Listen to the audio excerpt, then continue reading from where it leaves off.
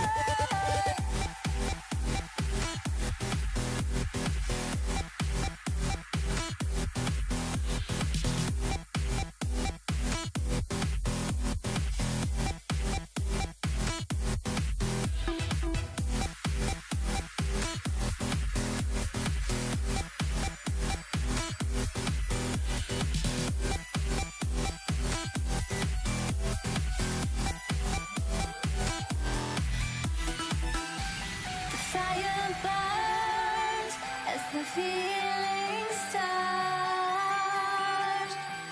I put a wall around my heart, but you're breaking it down.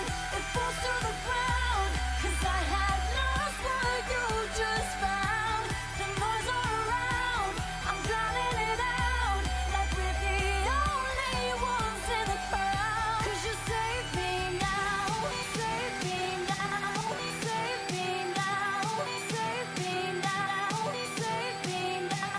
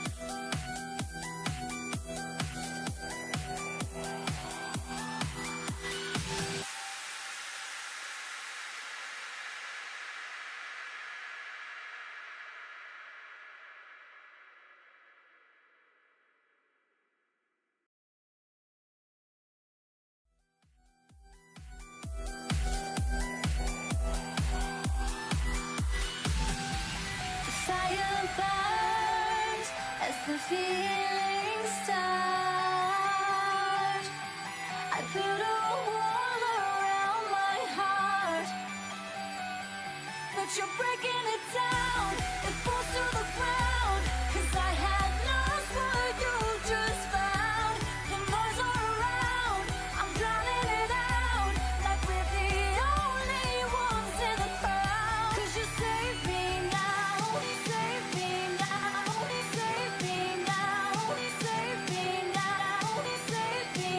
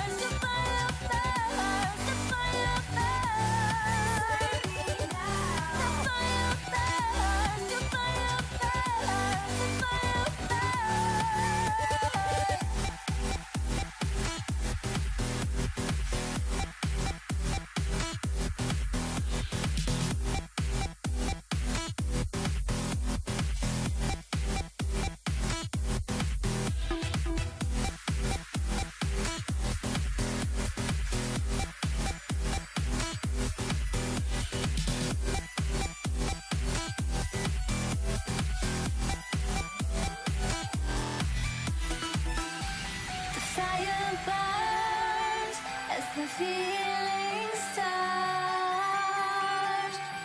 I put a wall around my heart, but you're breaking it down.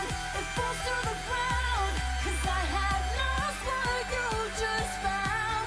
The noise all around, I'm drowning it out, like we're the only ones in the crowd. 'Cause you save me now, save me now, save me now, save me now, save me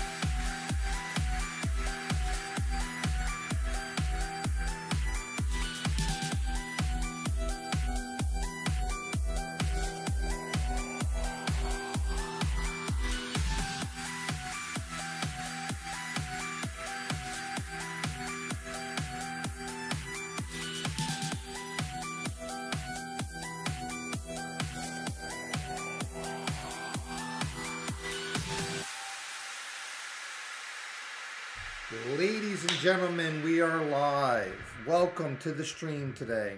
Happy Big Monday. Hey, Twinkle Toes. Hey, Priya. I saw you were finishing up sadhana. Namaskaram. Namaskaram, Pushpa. I know you're out there. Let's pause the intro music. Hopefully, yeah. OBS Butterball says mic levels are fine. Welcome. Yesterday, I didn't stream, even though it was funny. I was gonna stream at night, but then I was like, I just needed a day off, and I might start doing that more often occasionally. But me and Priya went shopping. We got a bunch of groceries. She's gonna be cleaning the kitchen today and cooking us food. We got another pizza. Oh, I did post a Greek pizza video yesterday, which was delicious. Also, me and Priya, one, two, three, beautiful. Thank you, Butterball. Butterball's got her phone out. What was I gonna say? I fed Booyah the cat today. Also, yeah, I was gonna say yesterday, me and Priya, well, we bought two movies, okay, on YouTube. What's cool is when you buy a movie on like YouTube or Apple TV, you just have it. So like, we have King of Kong, and now we have two new movies. Um, the one movie, the first one we watched yesterday is Amadeus, a movie about Mozart. And honestly, that may be one of my favorite movies ever made. And I haven't even had a chance. I know Priya was liking it. I can just tell. But Priya, I'd like to know your thoughts. But I could tell you were enjoying it because you were like captivating. You're like, pause it. I need to, like when you needed a break to get water or whatever. Like I could tell you were into it. But it's so I've seen that movie like 20 times, and I swear that's one of those rare movies. It feels like the first time every time, and it's so good. Unless you've seen it, it's hard to explain, and it's like really deep. I think if you're an artist or a creative person, it's priceless. Like, and that, yeah, I could really talk forever about that movie. Um, then the other movie we got. Let me see what Priya said. I was really loving the movie Amadeus, right? It's so good. And trust me, that's one we'll want to watch again. It's got a lot of deep stuff in it. It's got a lot of deep stuff. And also the end is good too, but the reason I paused it like 20 minutes before it ends is because like, yeah, you could probably see. We'll finish the end and then later we'll watch Brother, Sun, Sister, Moon. That's the other movie. So Brother, Sun, Sister, Moon is a movie about Saint Francis. And that's another movie that I could ramble about. But a lot of these movies, okay, so then we're going to connect things. People go, hey, in the stream title today, I saw Battle of the Roses update. Well, Bobby, I'm getting to it. That's called a preface to the subject, to the thing. Okay, Bobby? Go get a drink, Bobby. You know what? Go get a drink and come back in 5 minutes. Actually, no, Bobby, you can stay because you're going to miss all the game updates. Having a little sip of Butterball water. It's, when I say hooked, I don't want to say hooked because when you're a yogi like me, you are conscious about what you do. But I now enjoy so the Prime drinks. I was explaining the Priya too. I was like, at first I tried not to try Prime or drinking because I was like, oh, Logan Paul or whatever. And I've been a fan on and off of Jake Paul and Logan Paul, whatever. I even unsubscribed to Jake Paul after the Mike Tyson fight. I at that point I'm just like, that fight was the funniest part was Mike Tyson in his thong. A vicious win. that made up for even the fight was like the worst boxing match I've ever seen. I'm just re-remembering that. That camera guy, genius. It's deep and fun at the same time. I was gonna say that's what I love about Amadeus. It's like there's a lot of Leela in it. It's like fun, but it just shows a lot of things. So yeah, I'm about to start talking about Battle of Roses. I'm trying to think if there was anything else I wanted. Oh yeah, Brother, Sun, Sister, Moon. But I'm watching things that are inspiring Battle of the Roses. Now I have really big updates. Okay, so really big updates. First off, we're continuing to work on the game. I was even working on it again today. It's coming along great. And also, I'm rewatching Unity tutorials of you could just say 3D asset programming and manipulation to do anything with the 3D models, really. But it's moving along great. The first thing I want to talk about is March 1st. So, and including today, well, let's not include today. One, two, three, four, five. So, in 5 days from now, on Saturday, I'm attending. I'm already signed up for it. I'm already making friends with a bunch of the guys in the group. And there's chicas, there's guys, there's everybody. There's they, thems, there's noopies, there's butterballs. Um, the first I learned because I'm now made a connection with one of the moderators that runs the group, and inquired and got more information. That so the meeting on the first that I'm attending is on Discord.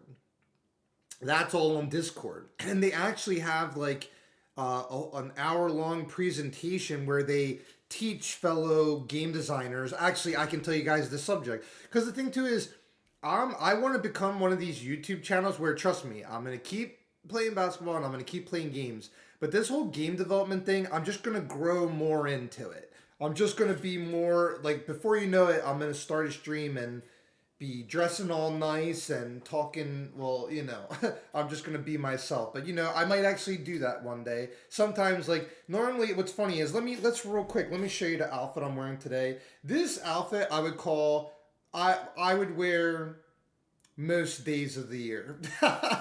And let me demonstrate. Let me fashion this for a moment for Need To. Comfy sweatpants. And normally I'll tie this like so. Wow, I could tie my shoes. Boom. Normally I tie that like that. I don't need to get new white tees yet, 'cause I have like 30 of these that they're fine for a few more years. Until like they get like, the moment they don't feel good, I just throw it away. I give it the Butterball. Butterball uses that as a blanket. But like I said, I usually alternate between the V-necks because I like the breathability of it. And I have a very muscular, sexy chest. Huge. Look at this. I haven't even lifted in a few days, and look, you can't, if you get the proper angle, oh, see, now you're starting to see it. Those are hills and valleys, my friend. I call those the hills and valleys. You can go on an adventure on these pythons. Let me put the pythons away. You need a permit for these things. I have two. One for this guy and one for this guy. But I was going to say, typically, this is the outfit that I wear if I don't have any business meetings or anything important. But not joking, well, like I said, for that meeting on the first, I actually will I have dress shirts. I'll wear a dress shirt, khakis, belt, shirt tucked in, glasses on. Actually, I have a lot of pairs of glasses. But trust me, I do it that's the thing is, I do it if I feel like. But when I'm kind of more in like a business mode or like, So, there's an IRL meeting though, I learned on like the 15th. Let me double check that. Online.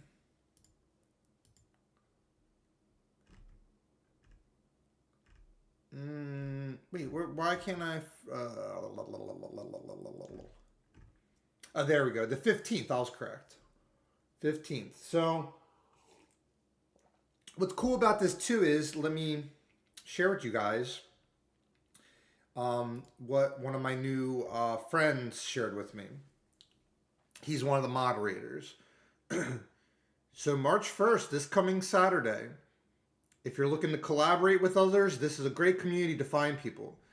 If you are an engineer, artist, musician, etc., you might be able to find others to jam with, a prototype, a collaborative idea. If you aren't a developer and have a cool idea and want others to build the idea for you, there's also plenty of people to commission and hire. And that's for the meeting on the first, and also, let's see, okay. Oh, that's the in-person one. Let me go back to the.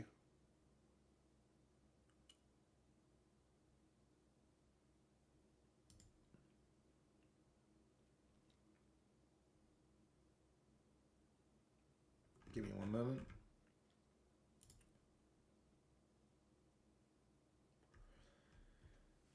Like-minded video game lovers with talent and aspiration to create a video game, programmers, artists, and designers alike, from beginners to experienced professionals. We want to have fun and learn during the process. At meetups, we demo and play test projects that members are working on, get feedback and ideas, discuss game designs, and participate in short game jams. And there was one other part.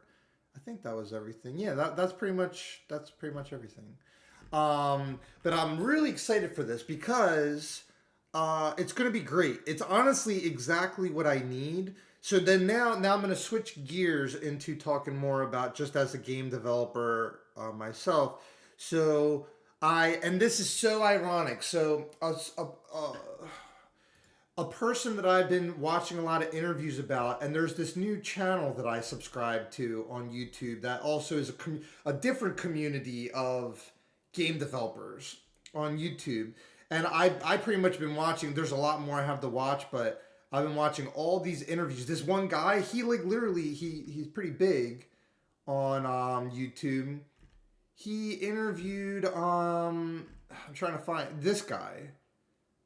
Scott Miller. Scott Miller, in case you don't know, Scott Miller made the Duke Nukem games. And Duke Nukem had a huge influence on me growing up. And he was connected with Max Payne. He also was the guy that thought of the slow-mo for the Max Payne. And I played through all of those games. One of the first games that I played, like, professional gaming, meaning like I'd sign up for official tournaments on Kali, it was called.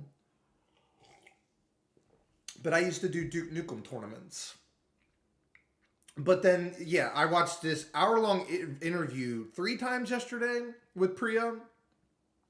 Because the things that he shared, I'm literally putting into, you could say, like the business model for how I'm going to release my game. So a few things I'll share with you guys now is I'm willing to take up to the next year developing my game, but there will be private beta test for my game. And I would say my game is in alpha right now. And there will be a playable beta test, but it's going to be something that at first I'm not going to just share with everybody or whatever. It's going to be a private demo. And if anything, I like the idea of like one of my best friends of my whole life, my buddy Steve. I also respect Steve. Steve and I have pretty similar taste in video games. The only difference is I like the competitive games and world records and stuff. And Steve likes being competitive, but he doesn't like games like League or, but he likes more of the, I'd say, single-player casual games or multiplayer cooperative games. But in Battle of the Roses, I did decide that I will have PvP, I will have PV or co-op, because technically it's PvPvE is the multiplayer mode. There will be a co-op mode that I'm designing, and there also will be a single-player mode. But one thing, like one of the many things that I learned in these game development videos with people that have like their whole life they have a whole lifetime of stories to tell about games that succeeded and games that failed and why. But the one thing that I learned, and I was already learning this on my own, but it's like when you have a great idea at first, like you have this like grand vision or whatever. And over time, as you start, because like as I started learning how to use Unity and acquiring assets and learning how to, like just like how I taught myself how to learn. And when I say teach myself, I'm getting help on YouTube. I watch YouTube tutorials, and I'm that type of person that's willing to do something until I figure it out. I've demonstrated that a million times in my life, but I continue to choose things that are harder and harder, such as this. But something you learn is that technically, even for good game design or like music writing, you actually trim away. You'll trim away things that you don't need, or things that, because like, or you could just try something and be like, that's not, like, until you try something you don't know if you like it in the game. But here's an advanced thing that I'm about to share. A lot of times you want to start, whether it's like you're painting a picture or writing a book or a short story or making a game,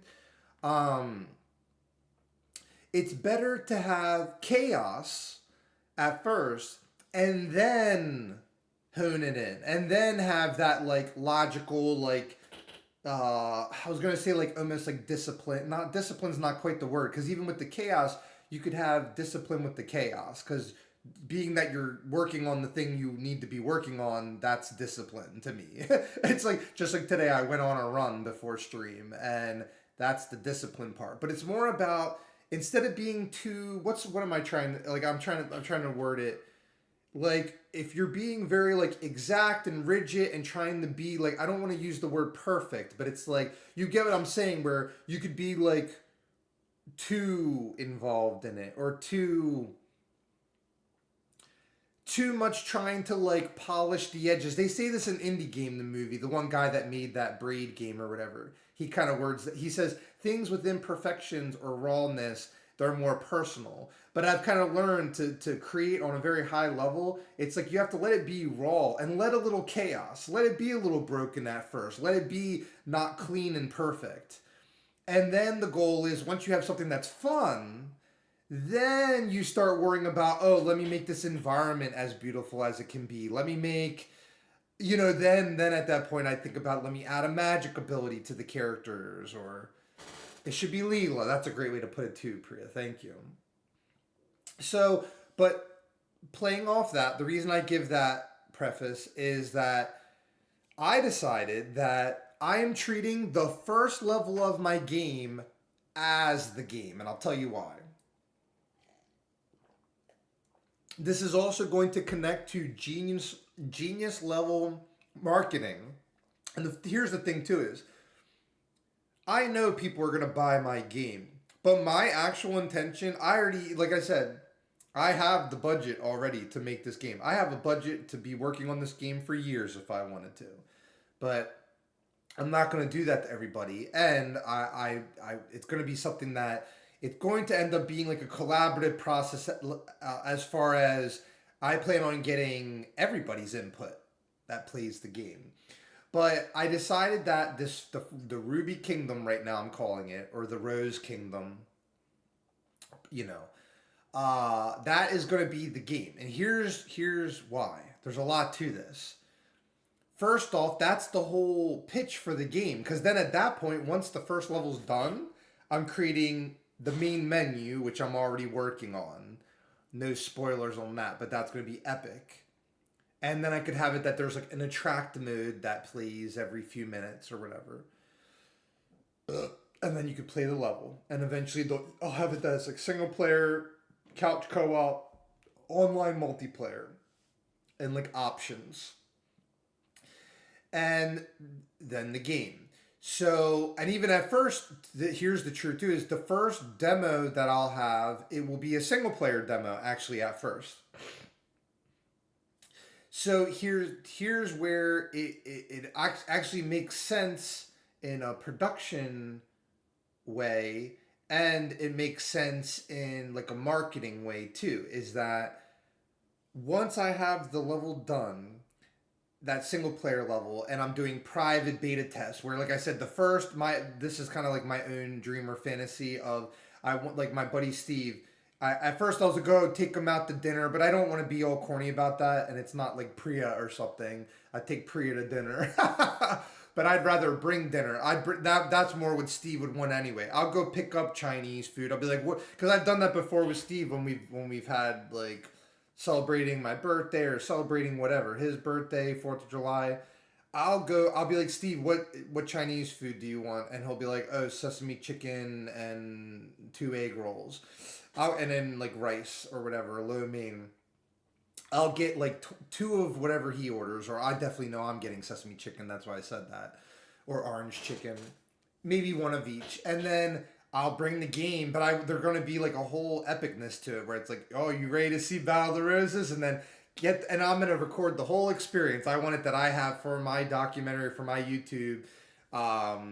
Just someone like first experiencing the main menu and being like, oh, and then trying the game and then learning it and the whole thing, Um, but yeah, and so then with the thing that eventually what I'm gonna do is I'm gonna have many people. It'll probably I don't want to like put a number out right now, but also joining this group that I'm becoming a part of, or I like to say I'm a part of now because I'm networking. I'm in the group and I'm signed up for the first meeting or whatever, or for all their meetings.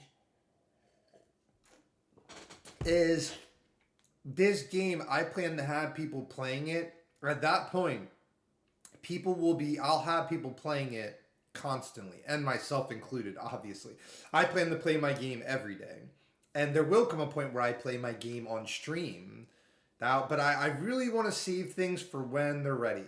That's why it'd be real easy for me to uh, load up Unity right now and show you guys what I'm working on and where it's at, but it's not ready. It's not ready for public presentation yet. But the way that this will work is that because then I'm going to be balancing that demo and taking feedback where I wanted that Steve goes, man, this is so good, but could I get like a freeze ability or a fireball ability, or I don't want to project that. That's my personal idea. That'll be like later in development. But I want to hear what other people think or what they want. And even for level designs too, like what would they want level 2 to look like? I already have 5 levels designed up here and the assets for them. But I want to know what other people are interested in. So I'm making this for everybody.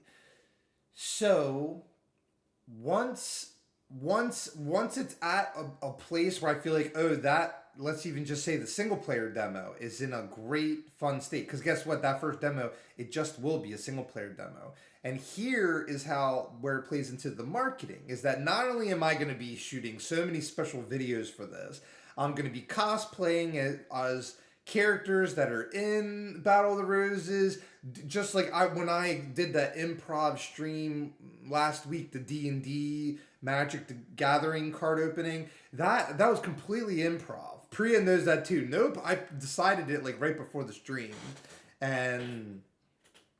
But there's going to be a lot of marketing and promoting for the game and the demo and this and that. But eventually on my website, which does not exist yet, but I'm going to be buying a website that I'll host the game on. And I'll even have it that's my goal, is that people that want to play the demo, they go to the website and it'll be like embedded. It'll be embedded into the website. You can actually do that with Unity. So, but then I wanted that people can play the game, and once they've played it or whatever, and they can click a button or scroll down, it will say, if you want more, if you want to help the development of this game, and I'll even put, because the promises that I'm going to put, they will happen, because that's already my design for the game. But it's like, if you want to support this game and the funding of it, if you feel like there's something from this free demo that you got to play, here's the Patreon link, here's my Venmo, here different ways that people can contribute. But I'll have buy a t-shirt, buy a 3D printed figure, buy a mug. But like and believe it or not, I plan to make like all the basic things. Literally, I don't plan to do, and like poster. That's the other one too. Like I'll have Battle of the Roses poster, Battle of the Roses t-shirt. Not to mention, as things develop, I'll release new characters on the t-shirt. There's one I'm designing right now that Priya has seen that is Rose, the main character of Battle of the Roses. But there's a lot of main characters. But when I say Rose is player 1 right now, and it could be longer into development where I have select a character, but I like the design that if you're player 1, you're Rose. So, but many ways to support, and like you're going to get cool swag, and you can support the game. And I'll have bundles where people that want to like, we'll have bundles, because the thing too is I wanted that people can support, get something cool, and that they could get like a copy of the game somehow. I'll worry about that later. And legitimately, I'm gonna be talking to like we have a family attorney. Uh, I'm gonna be getting everything like protected copyright, my IP, um, everything. I'm also I was talking about the pre about this the other day that I'm gonna be starting a game development company. Um, Let me put a few reminders real quick because the one thing I wanted to remind there's something I have to do after stream. Um, so I'm planning on making a company that like I will be able to. Yeah. Like I was gonna say, pretty much it's gonna be me and Priya, but I'm gonna run the company, and but I could meet people in this indie game development group, and if someone was good enough and they made my work process faster, because the thing is, I'm like this artistic genius, whether you guys realize it or not, and I'm like professional gamer, good at video games. I'm very passionate. I'm like pretty amazing, but then I've been teaching myself how to do all this programming and I'm getting good at it, but I there's definitely people that are going to be better than me. But if I meet someone that likes it, they because the thing too is the hard thing. Not only is it hard to make a game, but the hardest thing in life is to have the great idea. Because you can have the great idea and not have the passion or insanity to follow through with something. But I've demonstrated my entire life. There was a time when people used to think I couldn't make a music video, and now we're like 300 music videos later. Look at my YouTube. There's 2,600 videos or whatever, or maybe 2,400, whatever. That's a lot, guys. That's like that's literally doing a video every day for, you could do the quick math. 1, 2, 3, 4, 5. At least 5 years. That's at least 5 years every day. And then even too, I've even had a few people be like, "You're making a game," blah, blah, blah. But immediately I'm very quick with my energy. I let people know someone could even lose me as a friend if they talk too much like that, because those are the people like you want people that are like excited about an idea or trying to make something happen. But those are the people that never create anything in life or never take chances. So. But also, I'm making this a game development company of. I plan on publishing, or like, well, when actually, technically, I plan on having it released on Steam and Nintendo Switch. But I plan on directly also distributing in my own game. And what else was I gonna say? Oh, I also plan on. It's funny. I'm not worrying about this now. At first, I would just someone that has a 3D printer. I will pay them to like I'll buy I'll figure out the math and I'll make it that it's reasonable, but within budget. Like maybe even at first I'll print out like 10 3D figures and I'll keep one. Priya will get one, and then we'll sell. I'll put that part of the marketing too, where it'll be like limited edition 8 rose statues 3D printed. Painted by, you could also, I'll have it that you could get it not painted or painted by the creator of Battle of the Roses. Just like here, I'll even show you guys.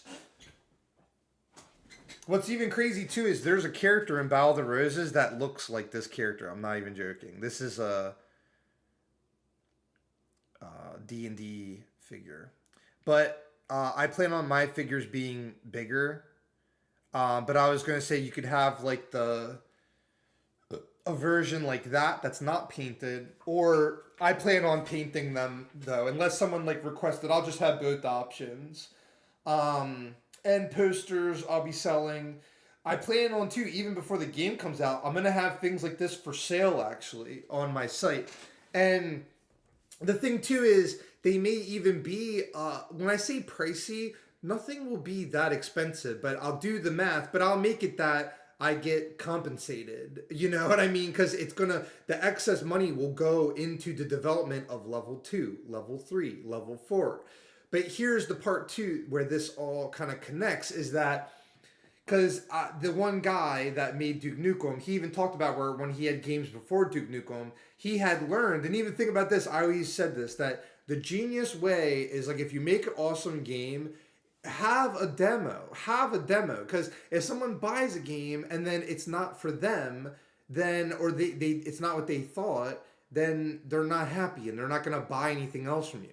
But if I put a single player demo that lets people know a little bit of what the game is like and they like that and they want to drop $20, like I plan on even when Battle of the Roses come out, it's not going to be more than like $20. I'm not even joking. Like, but here's what I plan to do is like through the demo and I would even go as far to say it would be like a year or even a year and a half or 2 years from now when I officially release the game. So that's like, but that's how it has to be because I am going to time the release of the 1.0 version of Battle of the Roses after Steam Fest, or like there's like a few times a year they have different Steam things where indie developers can have their demo promoted, and then but I learned this through doing research that is the best way to release a game is like you've built up the fan base already and you have people excited and you don't have like a Duke Nukem Forever development cycle that takes like 10 years and all this stuff. And then even like most AAA games, it could be a few years, 5 years, whatever. But a lot of games nowadays, you can even technically make a game in a month or 3 months or 6 months or 1 year. But this is more about that, and the game needs to be developed. But I wanted that timing would be perfect, that people are already into what I'm doing, and then I'll have like, and when I first have something that I'm selling, like in that grander sense, that it would be right after or like right during one of those things, one of those because of what the mistake a lot of people do is they have the demo, they sign up for one of those indie game fest things, they have people love their demo, and then the game's not done, and then they're like you don't have anything more than that demo or whatever. So that's where once again, but I'm not actually, that will be something that eventually happens, but I'm not really worried about that because I'm enjoying the process of it's actually really fun keeping it private right now. And I love the whole thing of doing these indie game meetups and learning, getting other, because I do plan on, right now, I plan to be the only programmer and the only developer. And I had Priya on my marketing team and she helps with a lot of artistic things too. But unless someone were really, like, the only people I want on my team that could be like benefiting or even involved in it at all, they have to. I said this to Priya the other day because I was like, they can't. It's not possible to love my game more than me because I made the damn thing. I'm making the damn thing, and it's my dream. It's like if what I consider would be a perfect game. I'm making and it's from my whole life of experience of playing games. But I would want the person to be almost like as obsessed as me, where they're like, they would be willing to, but the thing too is like, but I told Priya this, like I don't need someone to join my development team. I could that's how I actually plan to do things is, oh, I need a little help on something. Either someone's willing to do it for free because they're my friend, and then maybe I just pay them out of, whatever, just out of gratitude and this and that, make it all official.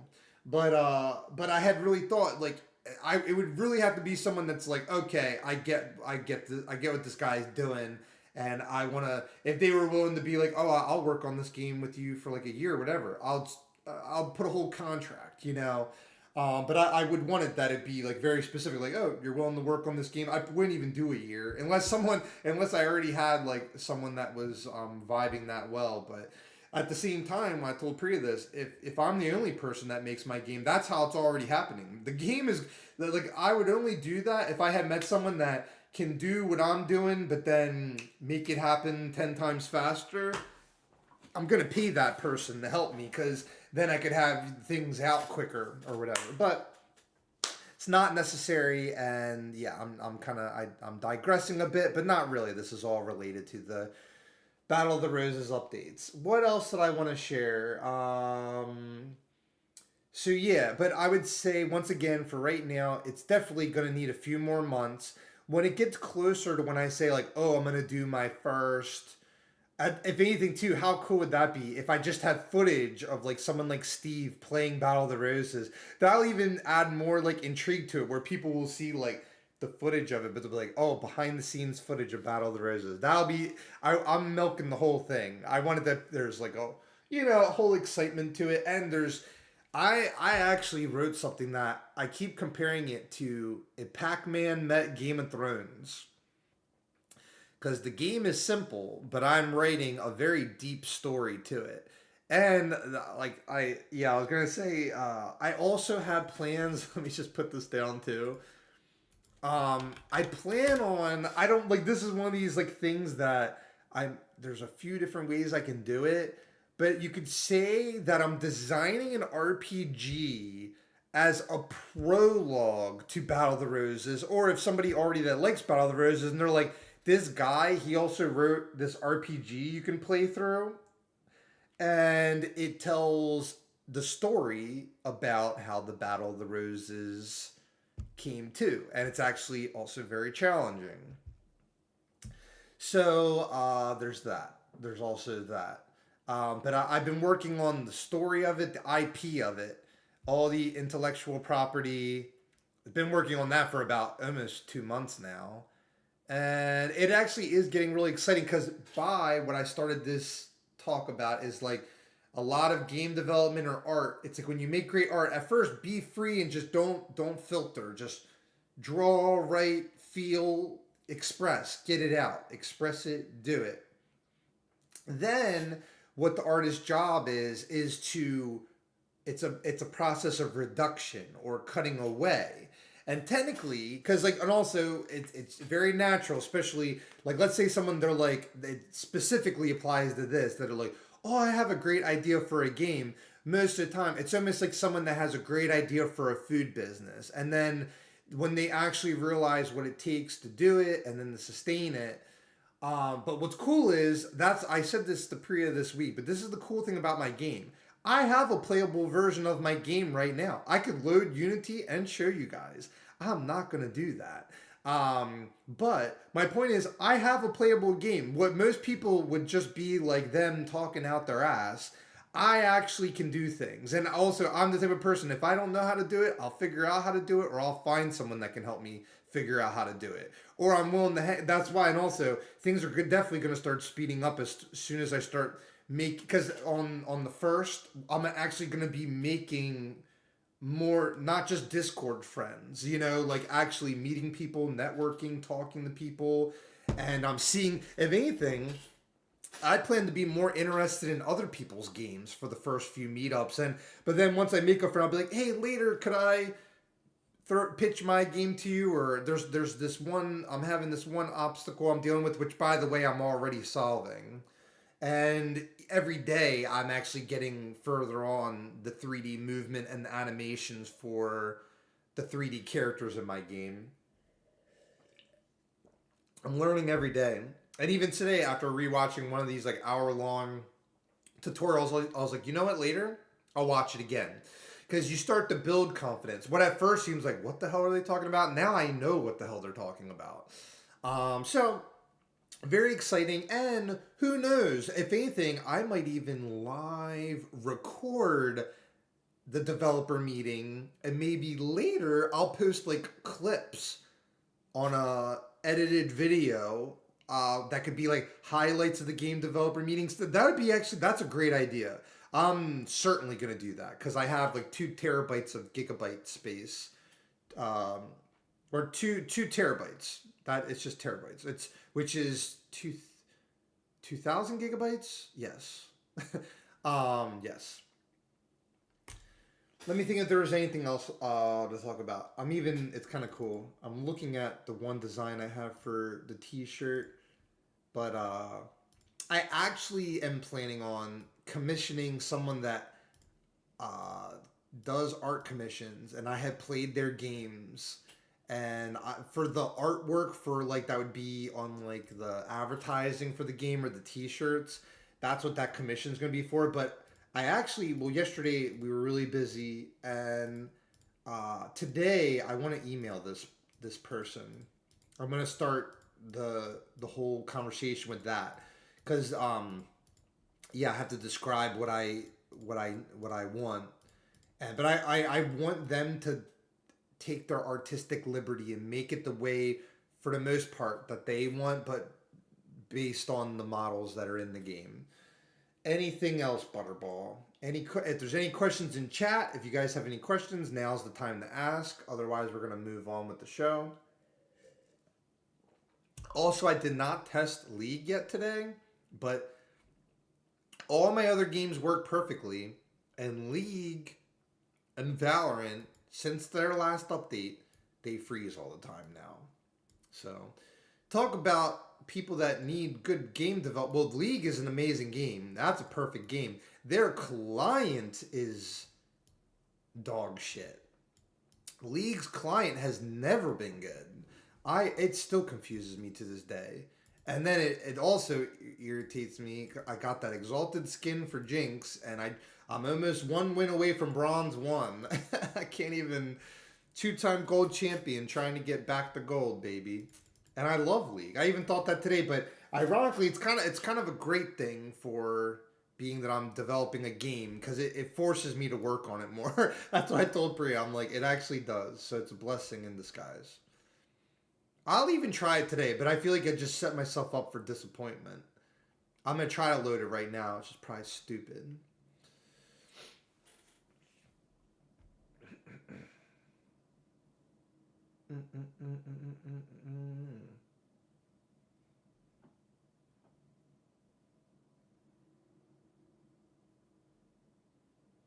But also, I like that idea of, like, whenever I do release something or someone can buy the game, this and that, that by buying the game, well, if they play the demo and they want to buy the game, buying the game supports more of the game. And I like I say, I'll even say, oh, well, like, it's really funny. Like, with the assets I have now, I could make 5 levels. But I told Priya, I will probably right now, I'm willing to take half a year for every level. But it doesn't mean it's going to take me half a year to make that level, but I'm willing to. I actually think after I get the first level done, I'll probably start spitting out levels kind of quick. But at the same time, I want to make, like, I also was thinking, I want to scale up the levels. Because right now, originally the concept I had was, just changing how the levels look and the design of, like, how you can play within it. But then I thought, what if I up the scale where it's like each level could get bigger and bigger or have gimmicks or novelties or cool things in it? Then that gets interesting. But, so yeah, let's see what's going on with, I'm not going to even bother with, let me go to, like, training, tutorials.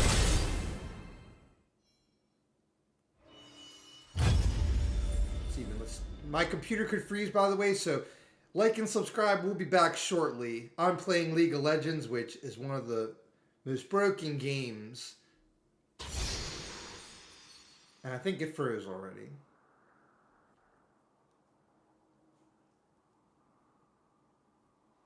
So you know what's funny is, ooh, and yeah, I think all stream froze. Great. I'm closing Open this the game shop and purchase an immediately. item. The shop has many. I'm not wasting another second with that game. I'm waiting for them to do a proper update. See ya, League. My game works. Ain't that funny? Alright,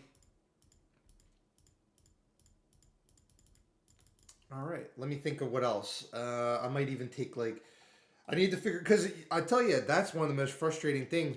I can't wait till my game's developed more, because it's very irritating that for all these years, I have a ritual where I dominate ranked League, I dominate ranked Valorant. Neither of those games work anymore. That's fine. Frees up more of my time to work on Battle of the Roses and play other games. But let me think. I have Switch games I can play. I also was updating Path of Exile, Street Fighter 6.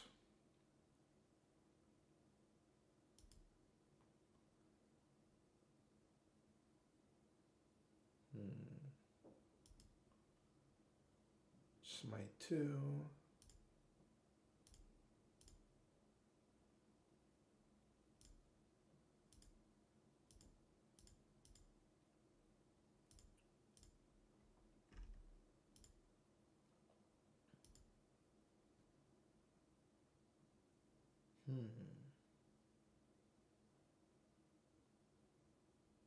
Stranova.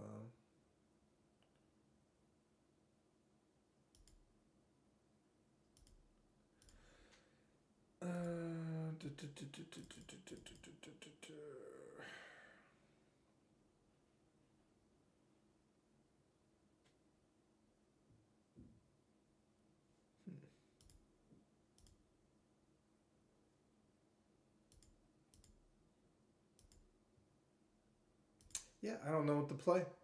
It's really funny. That really goes to show when I am a pro gamer at something, that is what I commit to. For the last 12 years, I play League of Legends. And for the last 3 years or 2 years, I started playing Valorant. And it took me 3 years to get good at Valorant. And now I'm like hard carry. But can't even play these games anymore. Avowed is really good. I would play some Avowed. That's a good choice. I uninstalled Fortnite, but I haven't even really felt like playing Fortnite. I always get Diamond and I get bored with Fortnite. And also, like, even like I'm so good at Stranova, I don't know. Sometimes if a game is like, it's hard to explain. If it just doesn't satisfy. Avowed's pretty good. We could do Avowed.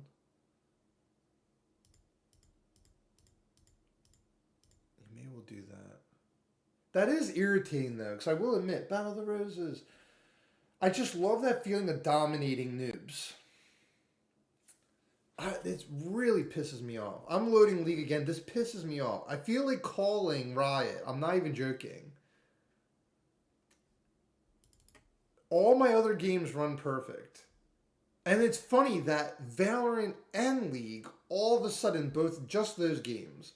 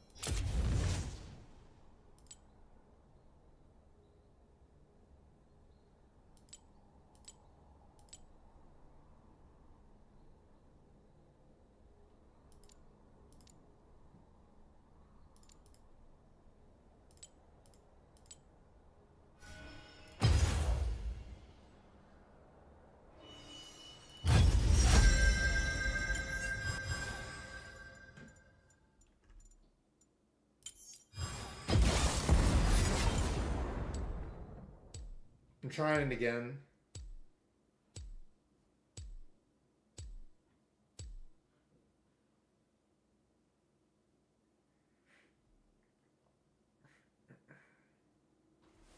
Just gonna give it a minute.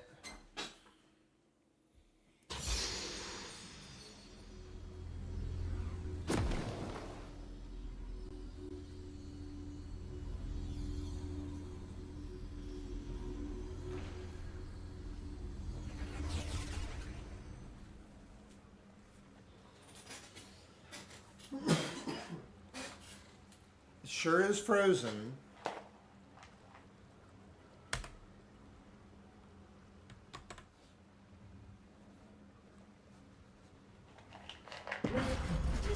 And watch, I minimize it and the game acts like it's working, but I guarantee I'll reload it and it'll probably freeze the computer. Wait. Okay, and then it freezes again. It works for a second, then freezes again.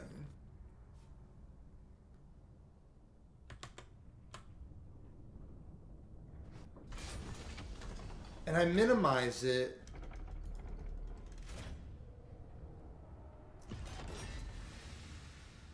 Minions have spawned.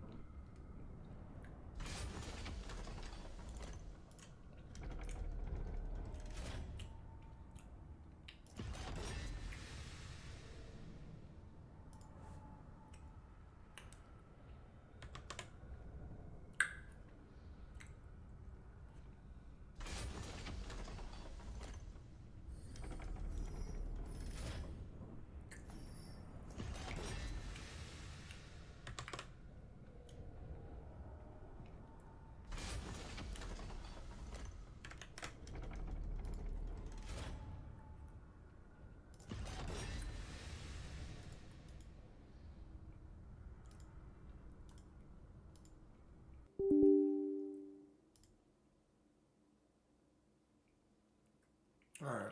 I'm done with League. I'm literally gonna wait until like they update. Fix their game, which I'm not gonna plan on. It's crazy.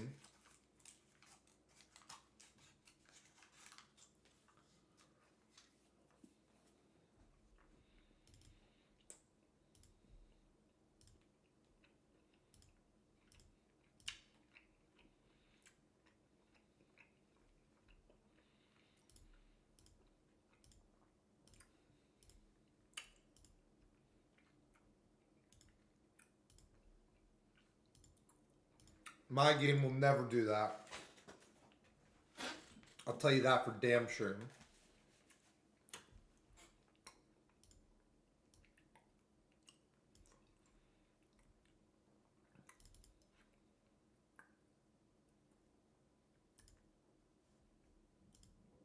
They closed the Riot client.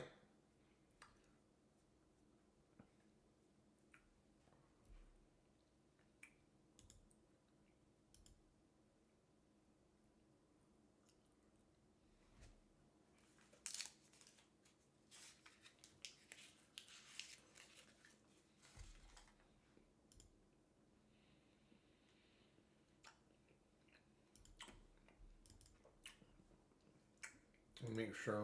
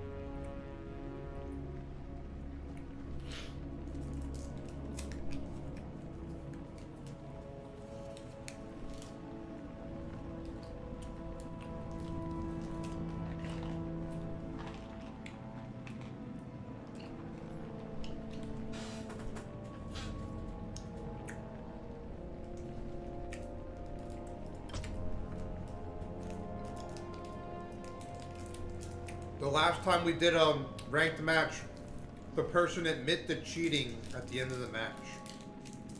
And I watched the replay and they did. So apparently you have to expect that most people are going to cheat in Warcraft 3.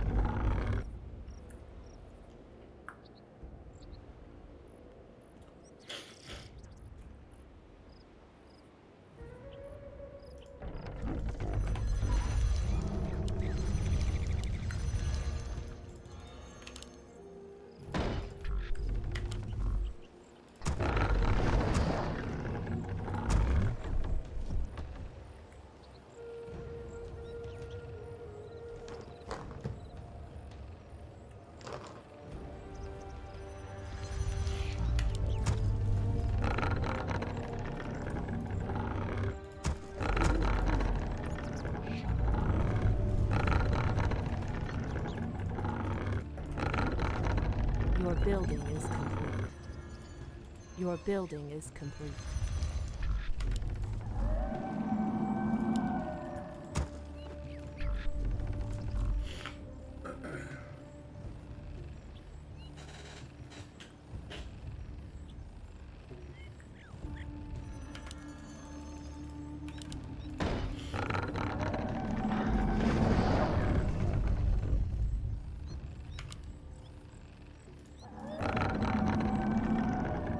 Your building is complete.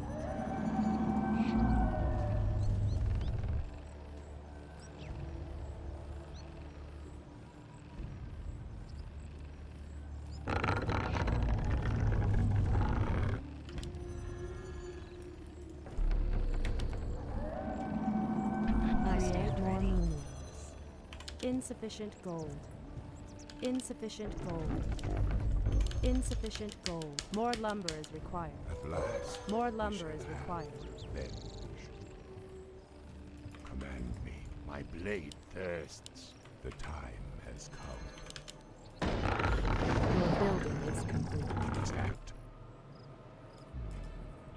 I stand though ready. I be damned. Waiting on you. Anatorenadur. At last, Durane Kal. Anatorenadur. Though I be damned, Durane Kal.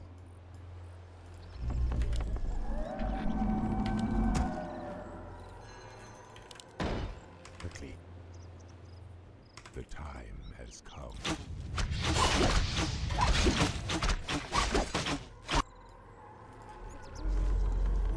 I wonder. I stand ready. Alright, whatever. My blade thirsts.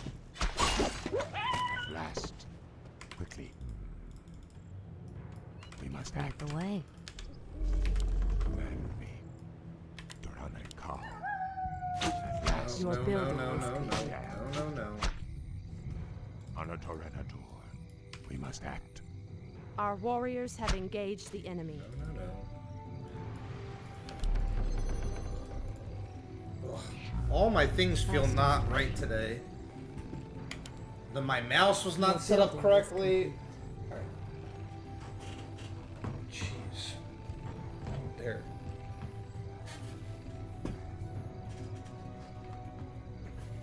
The time has come. Quickly, Durane Kal.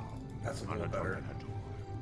I need to get a wireless mouse really bad, but I can't even play League anymore. It's just so stupid. None shall survive.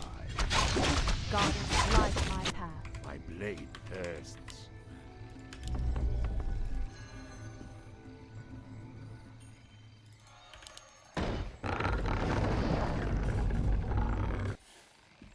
Command me. Quickly. At last, though I be damned, Durane Kal. Anatorenadur. Durane Kal. At last, on a Torenator, though I be damned.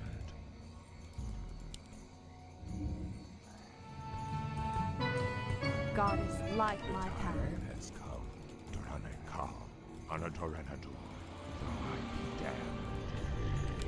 Blood is mine.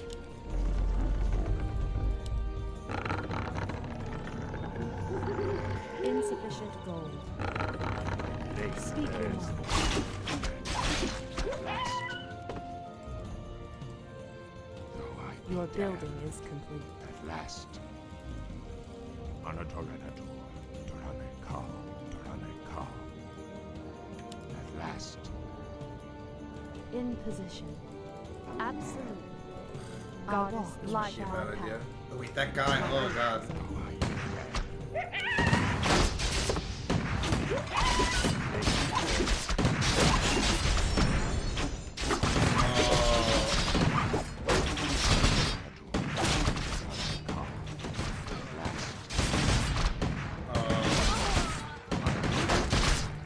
Standing guard.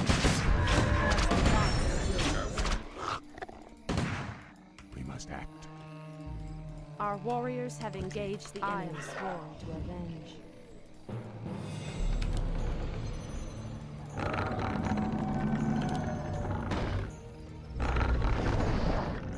Command me. Though I be damned.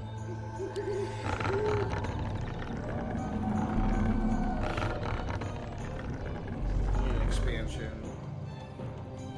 My blade thirsts. Torane Kal. Gosh dang it. Goddess, Dude, the light my controls path. so bad. Okay, got her out. Quickly on a Torenator. At last.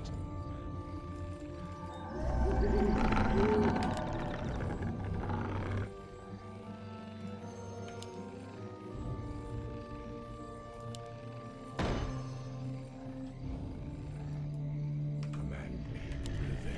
Make it fall. I shall not fear. I am sworn to avenge.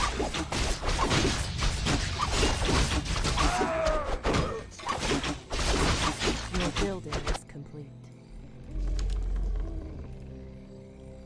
Goddess, light my path. Command In research finished. Upgrade finished. though I be damned. On a Torenator.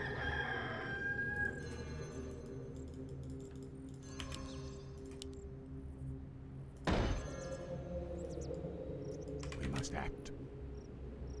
Though I be damned. Goddess, light my path.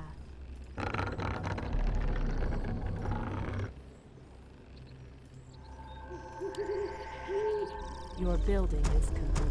My blade thirsts. Run for your life. Make it count. As the goddess is standing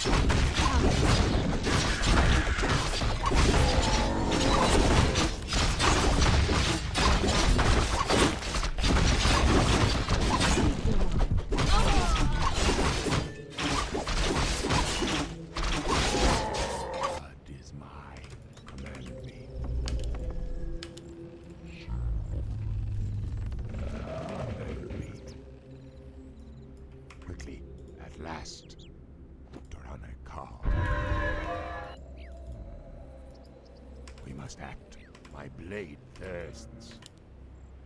On a Torenator, though I be damned.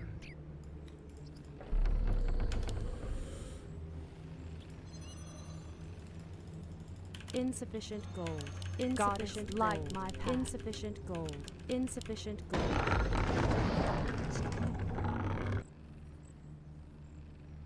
At last, Speak your mind. the time has Make come. it fast. Research finished.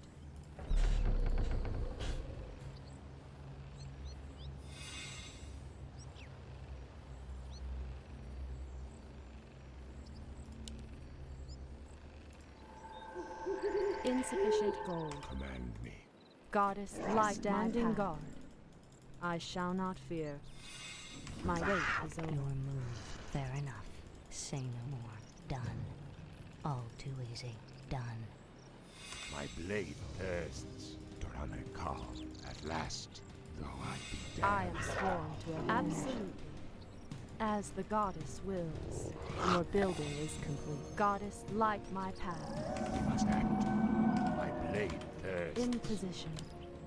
The tide. I am sworn to avenge. Quickly. Your building is complete.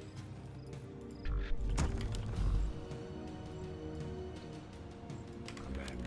Standing guard. We must act. The tide. In has position. come. My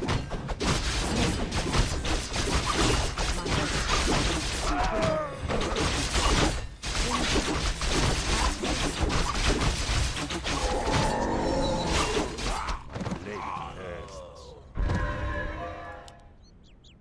goddess, light my path. Speak your mind. My blade thirsts. Standing guard. Doranekal. I am sworn to avenge. Insufficient gold.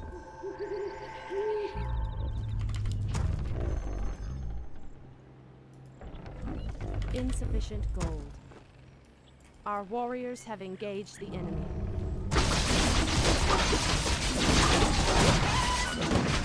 Make it fast. Steel building is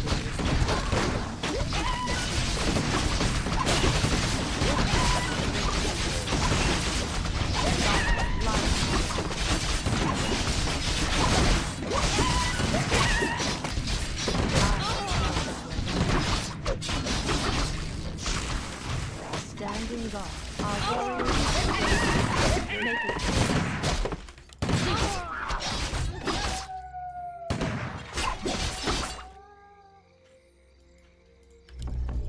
Quickly. We must act. Though In I our be warriors dead. have engaged the enemy. Standing guard. I shall not fear. My blade thirsts. Make it fast.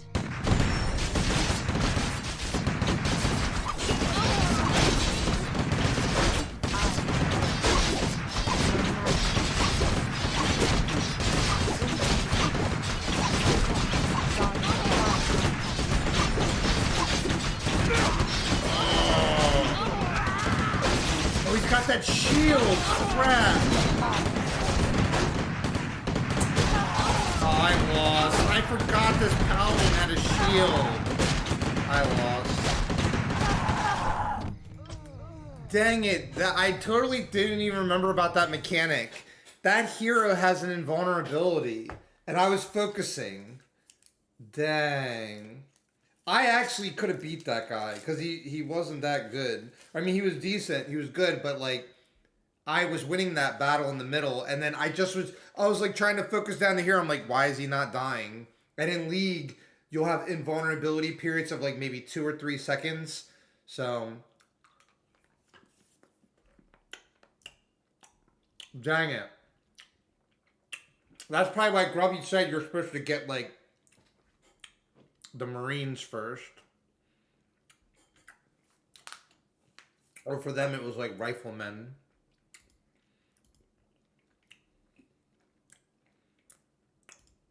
It's a little hardcore classic.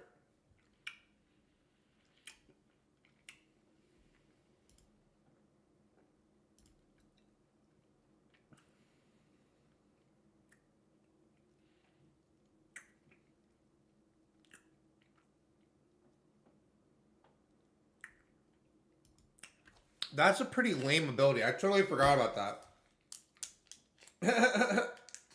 Well, I mean, I haven't played, you know, Warcraft hasn't been like relevant. Warcraft 3 hasn't been relevant for a long time.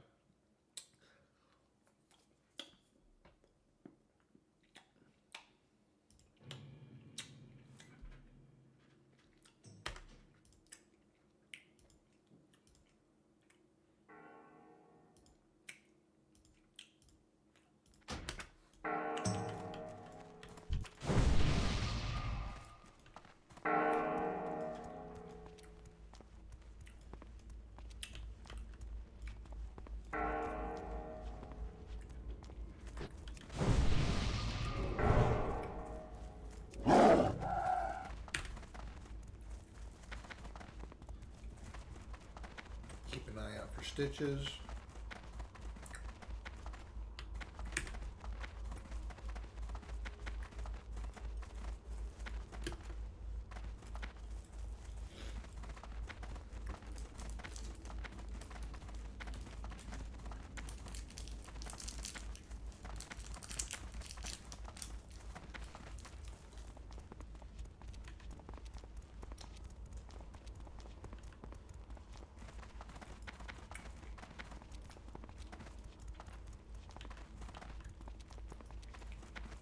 And also the controls are like the exact opposite of League. League is like a great game to make you terrible at a game like Warcraft 3. Because all the left clicking and right clicking are different. And like the AI of the characters in Warcraft 3, even though, well, technically a lot of people don't know this, Warcraft 3 was the game that Blizzard used to get the money or the funding to attempt making World of Warcraft. This game would not exist if Warcraft 3 didn't do well enough. So technically they made Warcraft 3 to like practice making Warcraft. It's kind of interesting because that's why a lot of the characters crossed over.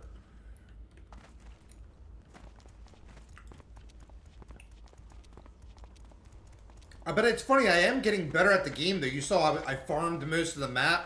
I won the mid battle, but then that was just a matter of, that was a knowledge difference where a part of me thought, okay, at a point I was like, oh, the Paladin has some invulnerability thing. And I'm used to League cooldowns where in a balanced game it'd be like 3 seconds. But in a game like Warcraft, I bet I'll even look it up. I bet it's like 10 minutes, or not 10 minutes. I bet it's like 10 seconds. It definitely felt like it was. It just didn't go away that whole battle. So I was doing like strategy that you would do in League in Warcraft, and that's just not gonna work.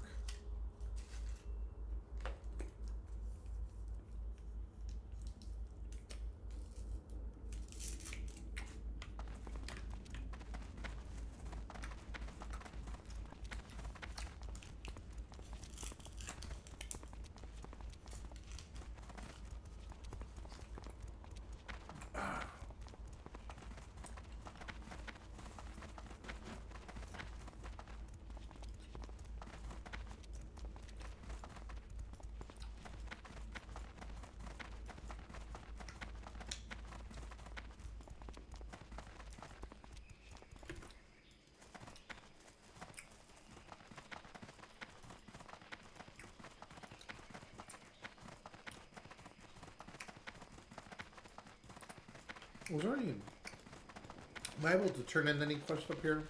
'Cause my whole add-on thing is glitched in Warcraft, but I don't really care. I think I did already.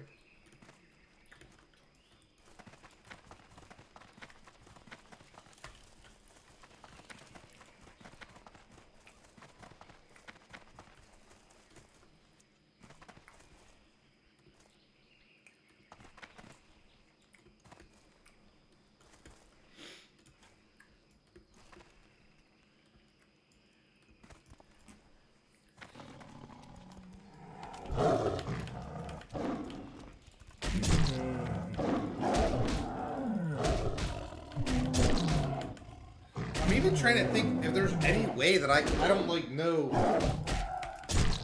anything other than updating my driver, which I did already. Like uninstalling and reinstalling League, that's the next thing, I would think. Which seems so stupid, but that would be the next thing I'd try. I almost have to. Oh. Wait, what the heck is going on here?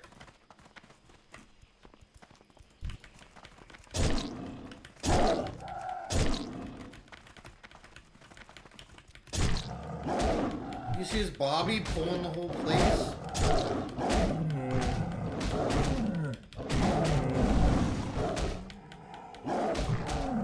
GG.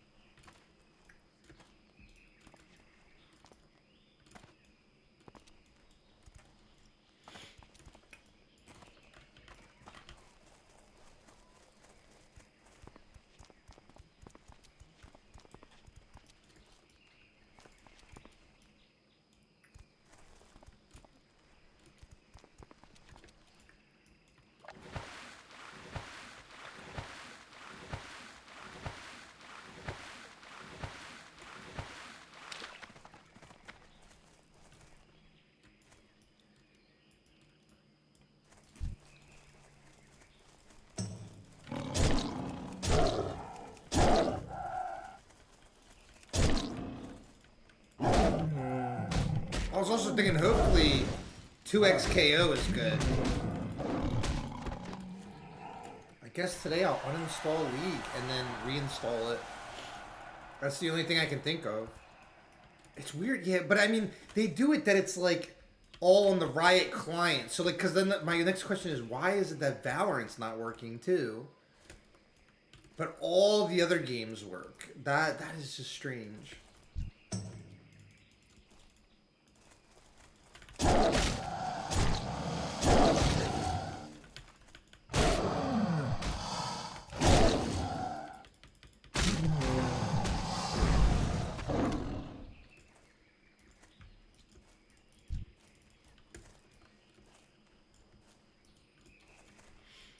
But it is kind of funny. I was just kind of thinking, it's just I'm very picky with games that I'm even interested in playing.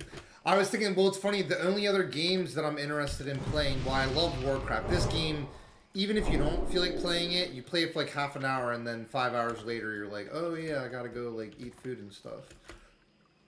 Warcraft may be the best game ever made. World of Warcraft. Baldur's Gate 3... Avowed. I could also, there's something really wild that I'd like to do, but...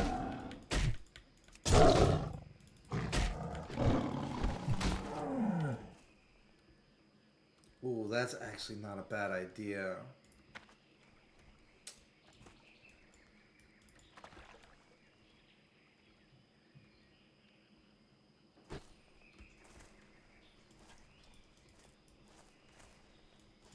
I was just thinking, well, I had one idea that... I was considering... We're going to need Noopy here for this. Noopy, wake up!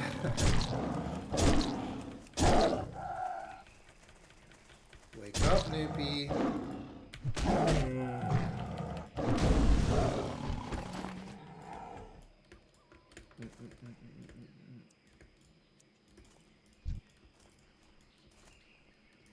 I could do some retail in a bit too.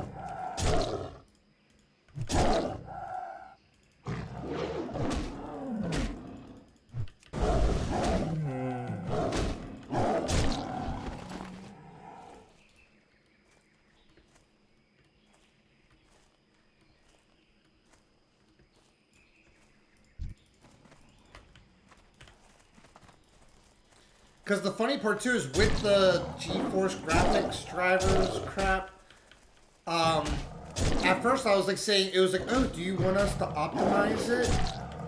Optimize each of your games? And I was like, sure. And then it put League on like the highest settings possible.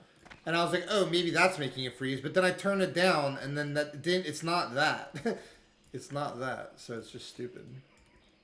Definitely just going to uninstall it. I mean, there's like no doubt in my mind. Because the only thing I can think of is that they did a patch that screwed up whatever version I had on my computer before, and I'm just going to reinstall. I'm actually, now that I think about it, I'm going to do it in a second.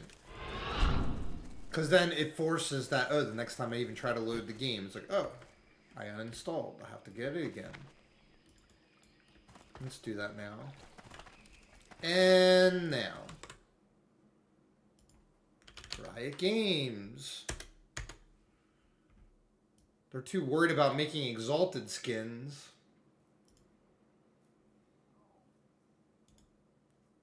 League.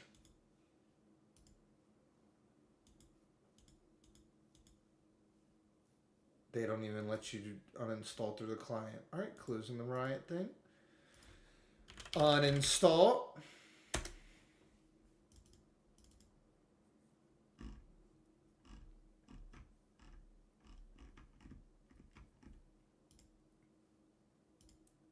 Uninstall. Yes, I'd like to uninstall.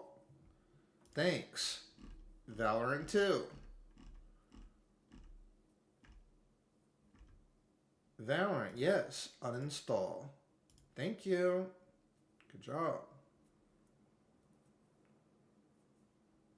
Done. And then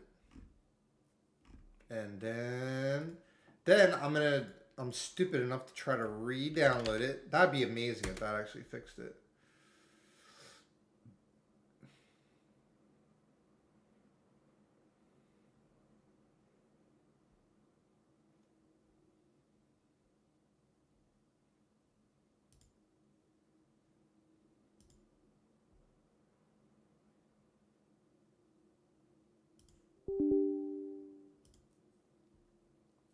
All right, the stream may be a little laggy because it's like downloading League. I'm gonna go use the restroom real quick too.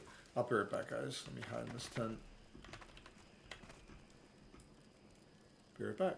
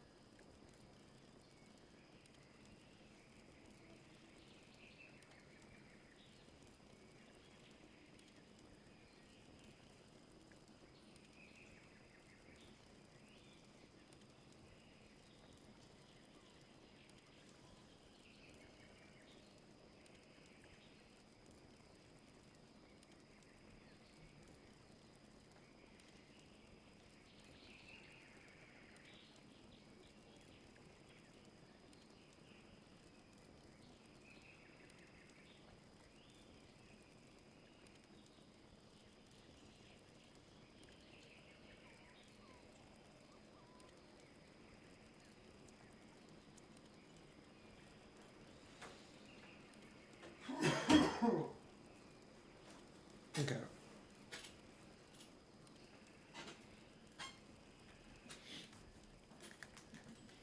This winter weather is always by March. I'm I'm already more than ready for spring.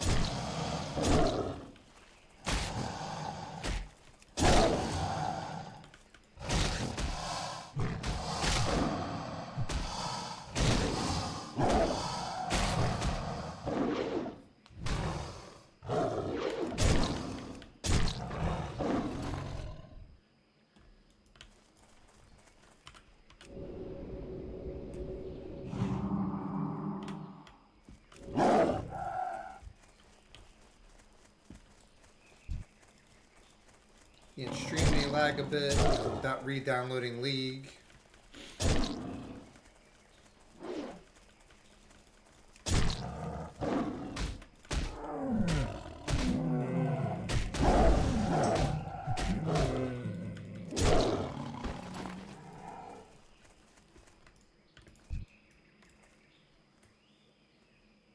Oh, okay.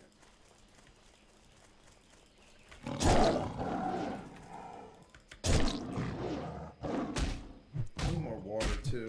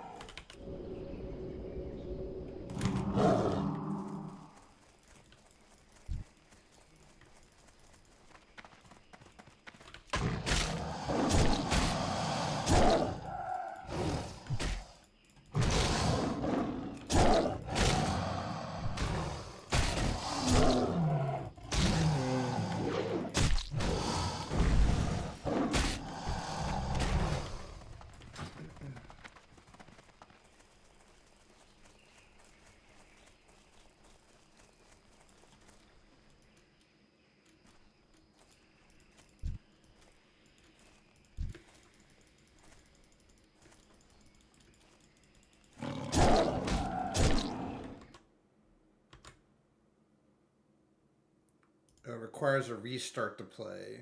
Okay. Here, download Valorant too, will ya?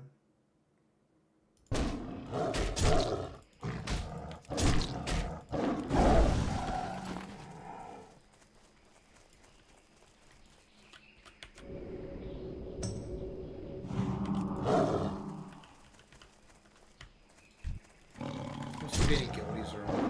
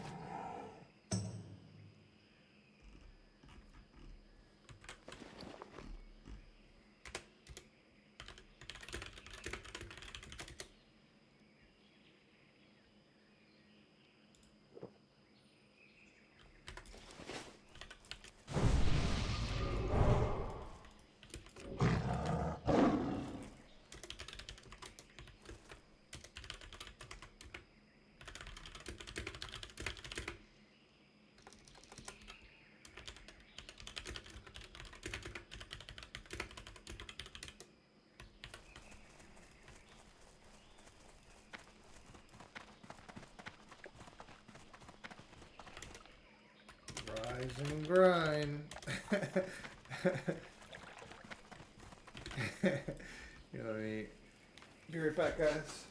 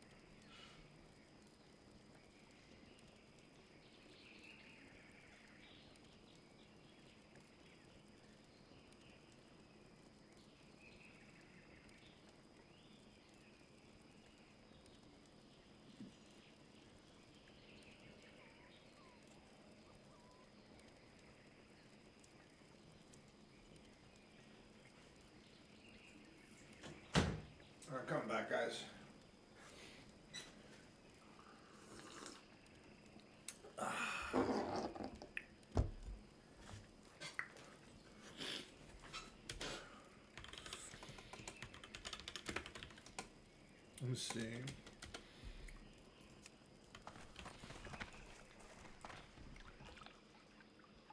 And today's the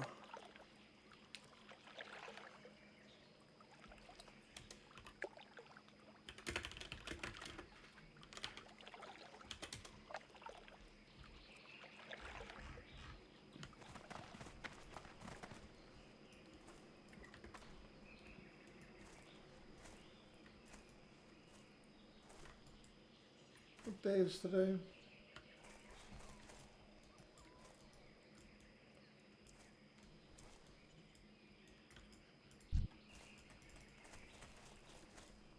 Seeing that as the 20.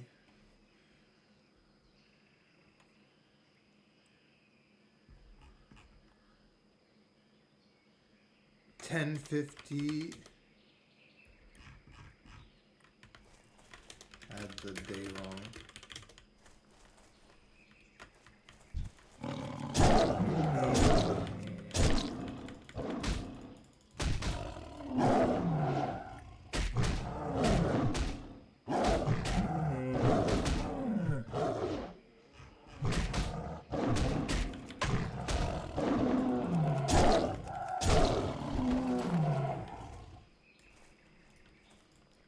Ooh, nice, nice.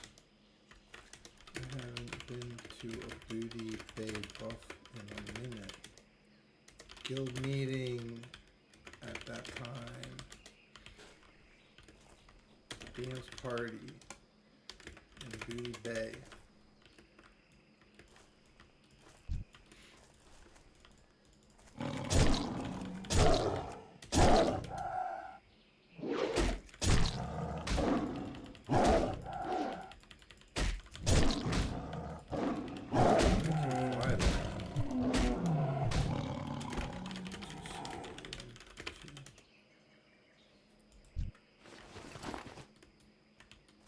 Per zone.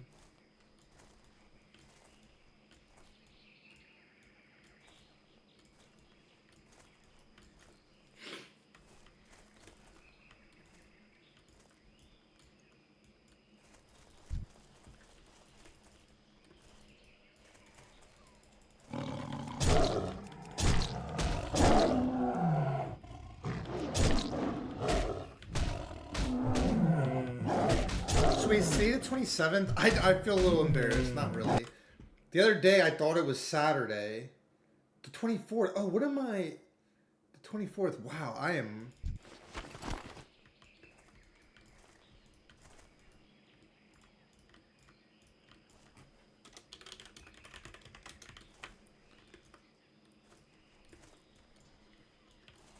Because I was going to say, then that would mean that the new Monster Hunter.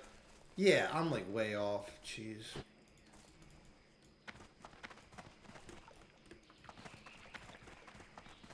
I'm not sure if I'm going to get the new Monster Hunter yet. I want to, but I'm not sure.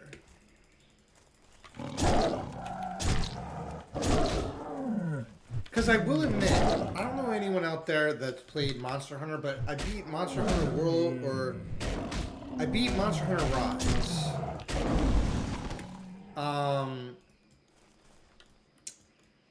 To me, it gets boring. Like, the enemies don't have health bars, and you just sit there clicking them over and over for like half an hour, and then the monster like runs away, runs away, runs away. I don't know if I really want to do that again. And they'd really have to change a lot and make it more fun. I never quite got... I mean, the last one was kind of good. I can get why people like it. And I played the hell out of it, but... I don't know.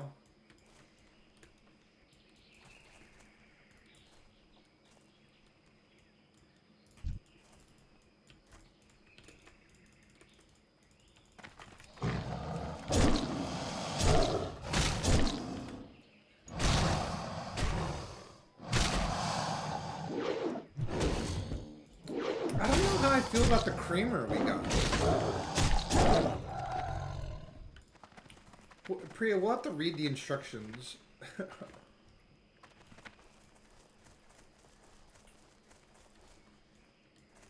Not sure. I got like powdered creamer. I normally don't do that.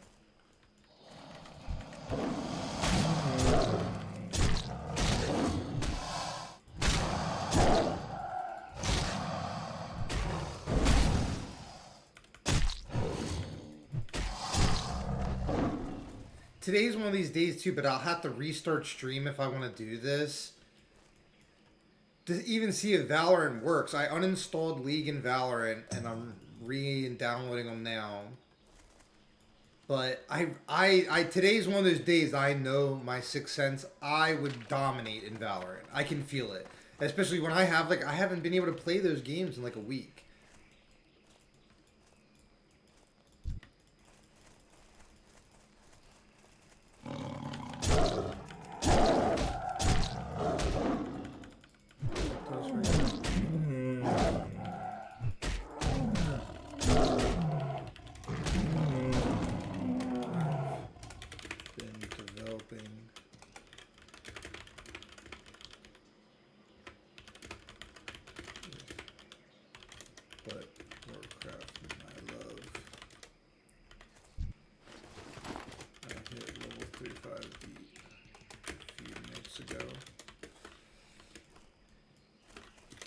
Getting back to my PB, level 45. Salty! I was just saying I miss Booty Bay buffs with you all. Everyone's like all happy to see me.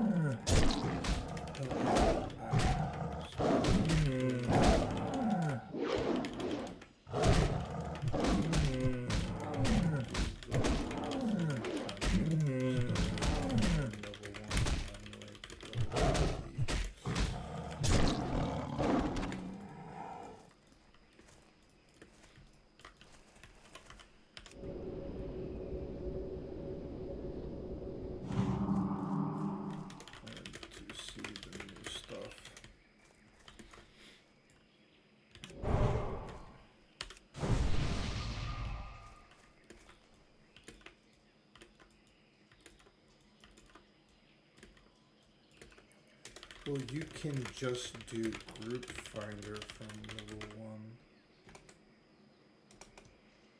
Very early on in retail. Been doing the time walking dungeons for what's it called?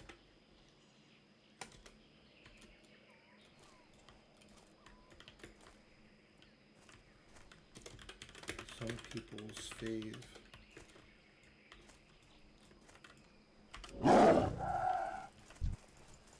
It was for maybe Wrath of the Lich King. What I can't remember.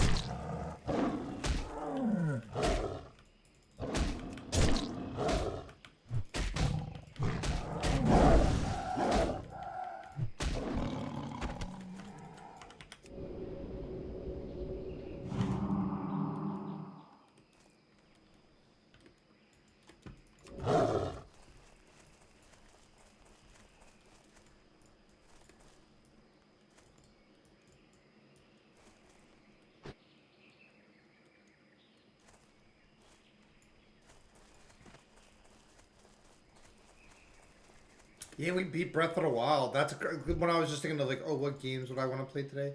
We're done with that game. We beat the hell out of that game.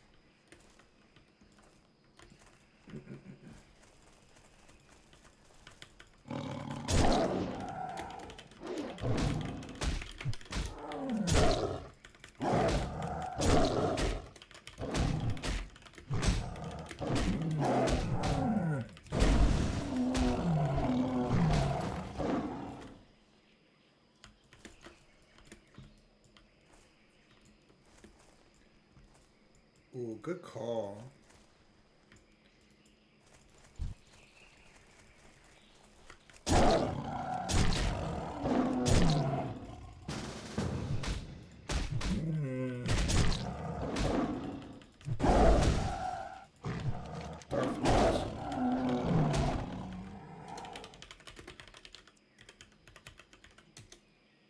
Maybe they were, I don't know.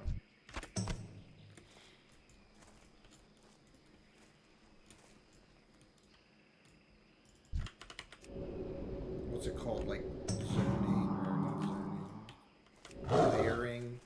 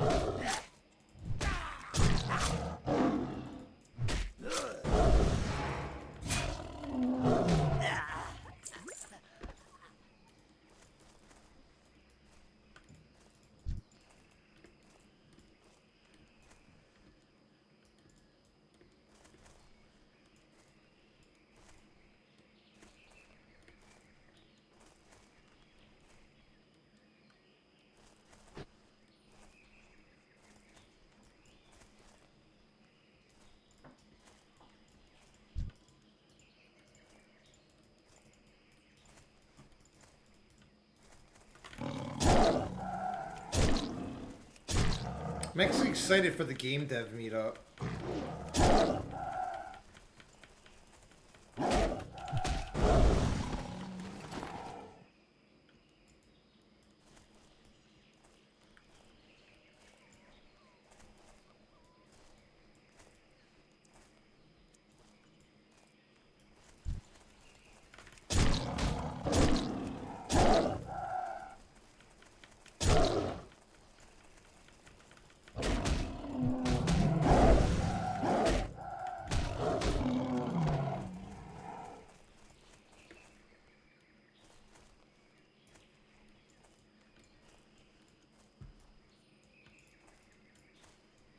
Oh yeah, and Priya, that's a good idea too. We can think of well, she's already got started, but she's doing a great job, by the way. You're doing a great job, Priya. The kitchen's looking nice and clean. She's doing a really amazing job. She cooks amazing food all day. But that we'll get everything cleaned and ready for the game dev meeting on the 1st.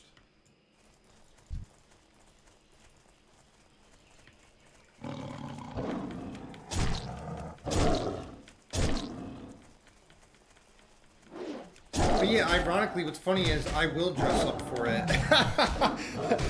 Won't that be awesome? Like after the meeting, then I could go live on my stream and then be all dressed up. It'd just be fun. But also, occasionally I like dressing up.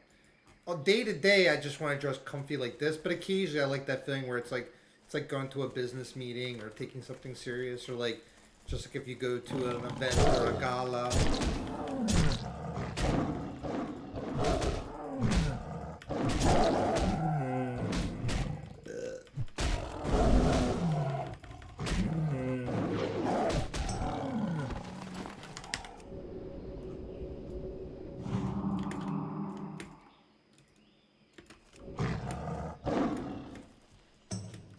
So let me see how...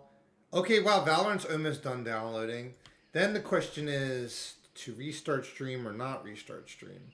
Right now we got 4 people watching. If it were to drop, then I'll just like restart. But if we got people tuned in, I'm just going to play whatever plays until the stream crashes or whatever, you know, I guess.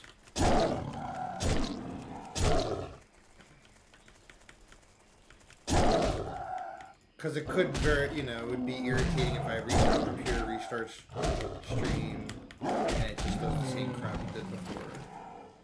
So it might be something I want to wait to check later. But at least I got it all done. So that if I take a break in a bit, maybe that's the strategy. Then if I take a break in a bit between streams, yeah. Test it out.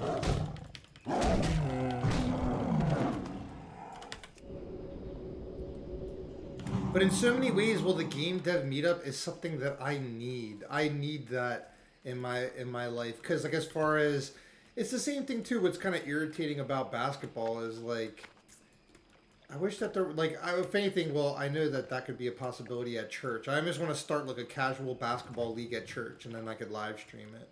Like after church, get people that want to play basketball.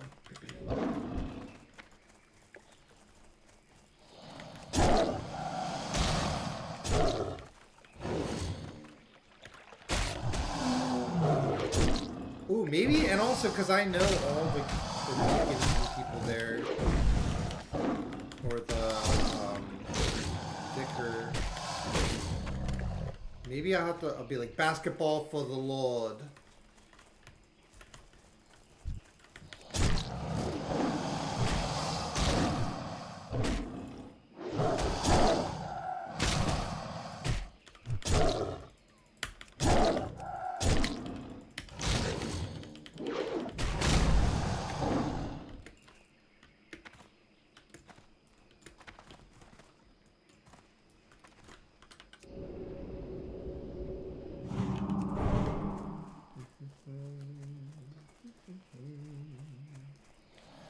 Yeah, that's not a bad idea actually. But I was just gonna say, like, what I like though is I like when it's something that it's like I benefit from it, and like where I'm making friends and making connections. But it's like something that I'm telling you this. Well, Priya knows this, and you guys probably know this already because I've been talking about the game like all the time. And then Priya also knows I work on it all the time. But it is something that I plan to represent in the future. Everything that I do will actually be promoting the game. Because, like, especially once I start having the t-shirts printed out, I'm just going to wear the t-shirts. And then I'm going to be making connections of... I'm already joined up with this indie game dev group. And that the first meeting with them is in 5 days. It's very exciting, but I can't wait for like that'll be so exciting to me. Like I'll even like I don't need a briefcase. I'll just like use one my Zelda bag or whatever. But it's like, oh, Darth Possum, Darth. Elune be praised. Hail to the night.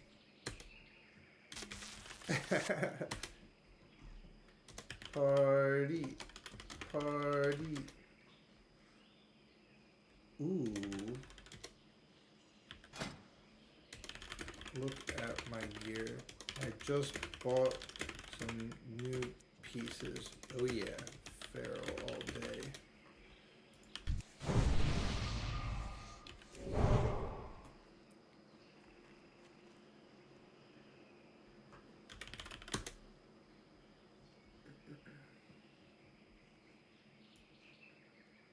That was kind of cool. It was like, we need to get you some. Yes, please. I can give gold.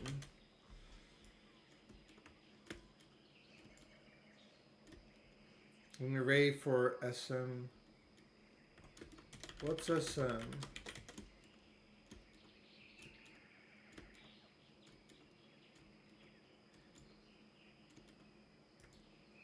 Oh yeah. Oh man. Seeing people do that would be fun and scary.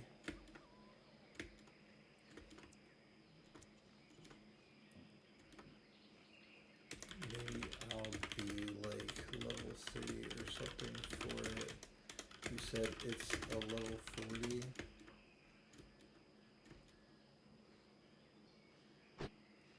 $38 for full. So 38 is good enough for first 3. Oh, I see.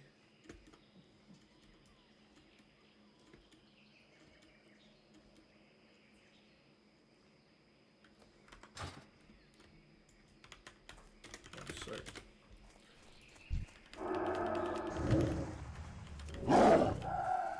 But I might send you some stuff that is good.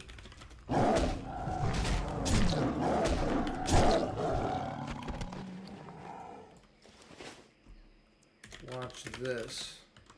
1 second. Watch this, will ya?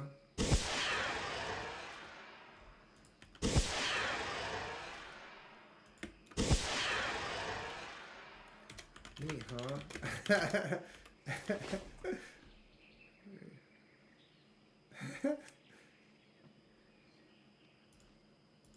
Ooh. Bet.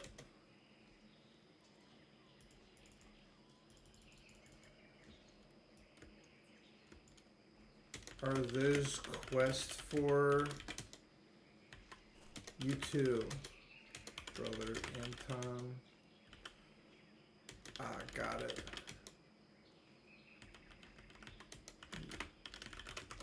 That gives me something to train for. Huzzah! Be safe, adventurer.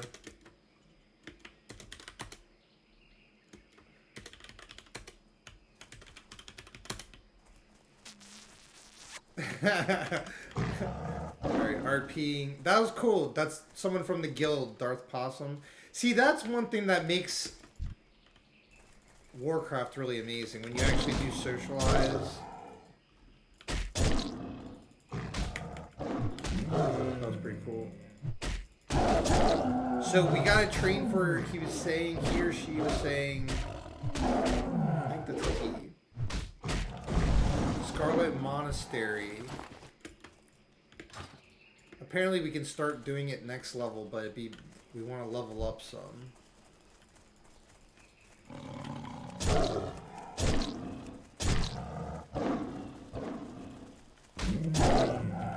Ooh, what if... Oh, and also, Noopy, if you're listening... do you have character... Do you have a tune that'd be good for Scarlet Monastery? Or anyone else in chat? You need to be like level 38.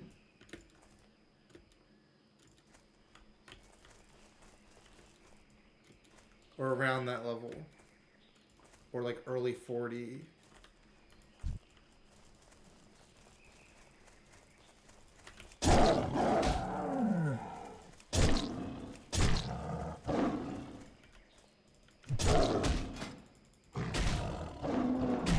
Oh, and Dar said they're gonna mail me gear.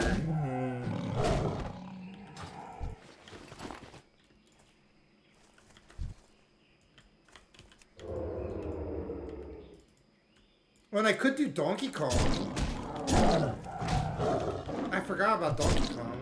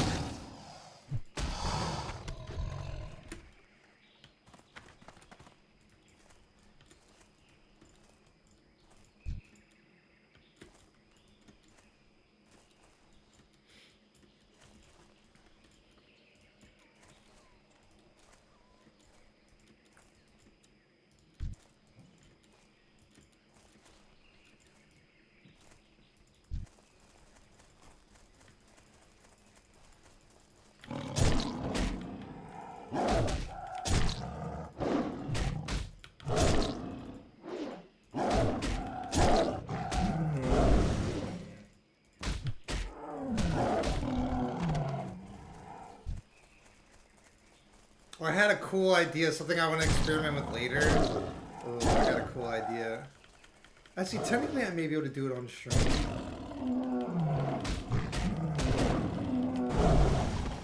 Ooh, wait, real quick, I just had a really fun idea. Ooh, I think I know what I want to do today, like creative-wise. So there's like two things.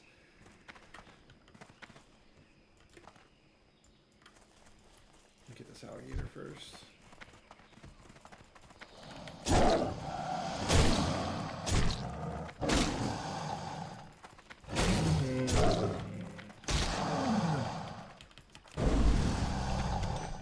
Ooh, Ring of the Monkey.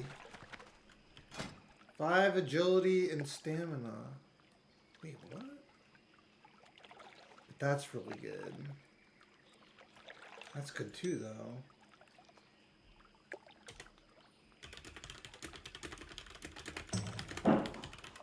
Hopefully everything's good, Priya.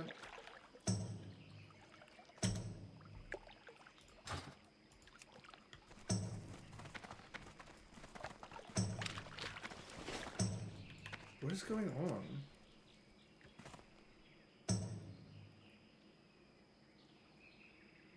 Oh, they're like recruiting people into the guild.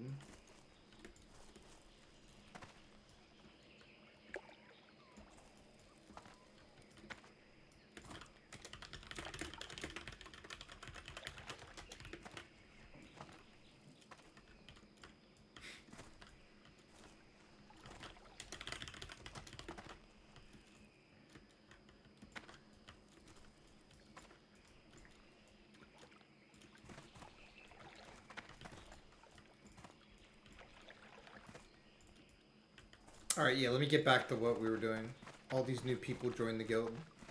Sugar Rush is pretty amazing. I've actually, what's kind of crazy is, in my life, I'd say it's the only guild I've ever been in.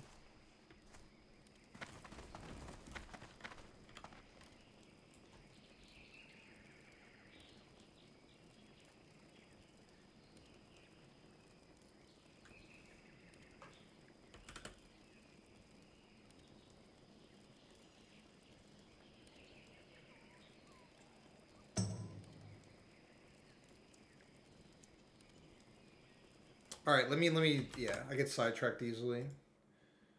So what is the one? It's this one. It's gotta be this one.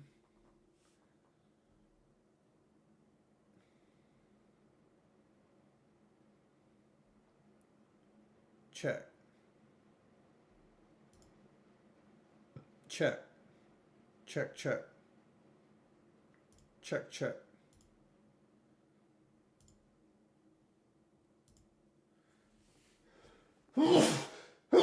Excuse me. Check, check.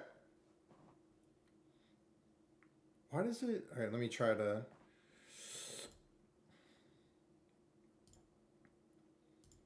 Mm-hmm. Check, check, check. Check, check, check. Hello, hello, hello. Hello. Hello. Check, Check, check. check. Yo, Yo, yo. yo. Check, Check, check. check.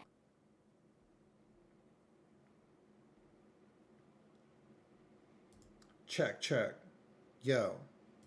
Check, Check, check. check. Hello, Hello, hello. hello. Hold up, let me think. Let me think. How did I... Wait. Wait.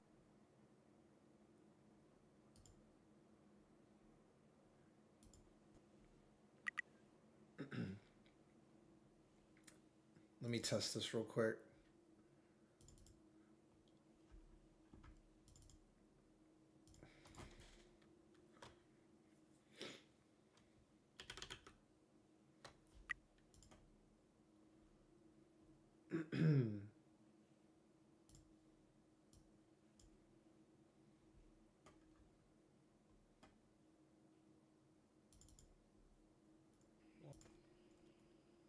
Alright, yeah, let me get back to what we were doing. All these new people joined the guild. Sugar Rush is pretty amazing. I've actually, what's kind of... When I could do... Watch this, will ya?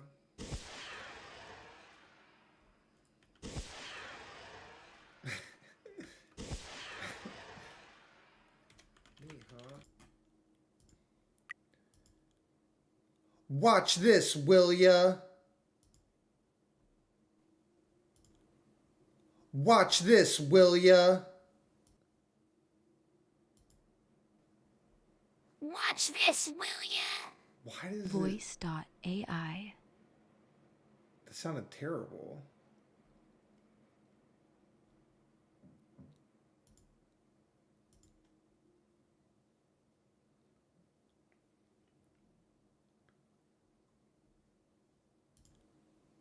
Watch this, will ya? Yeah, it's so weird. That's okay. I'll worry about that later. It always is like, that's another thing too, is that voice changer program is so glitchy. I had a fun idea, but I don't think I feel like messing with it.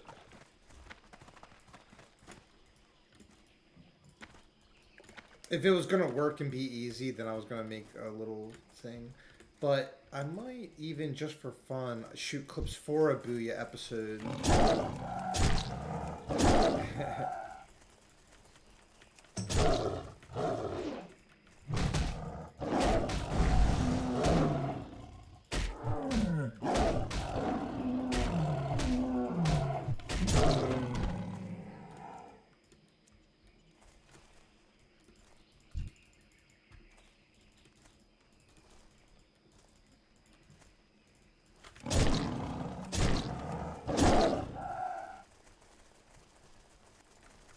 But you know, it is kind of funny though, a second. Because I know there's a way to get that to work properly as far as...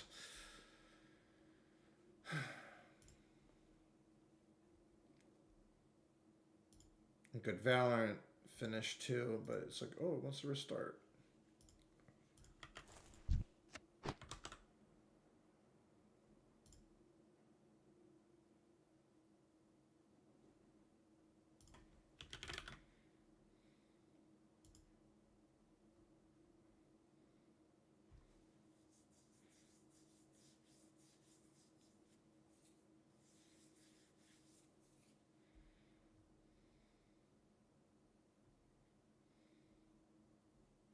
Right now it's just not running the load. That's fun.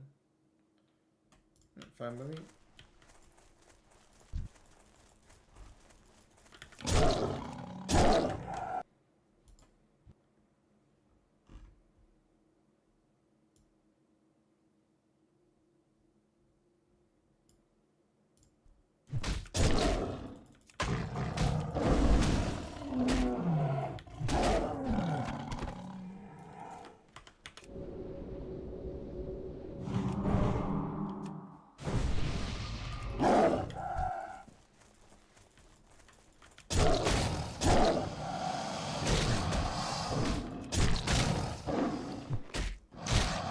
Gotta start saving up gold too for a mount.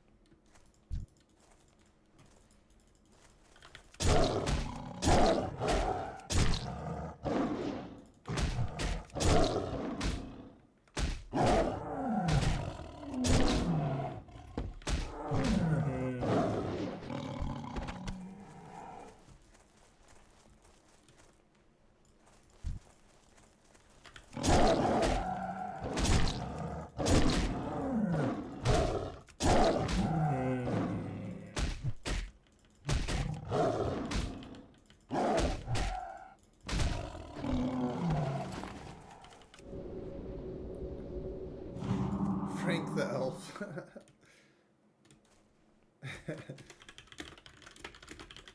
like that name.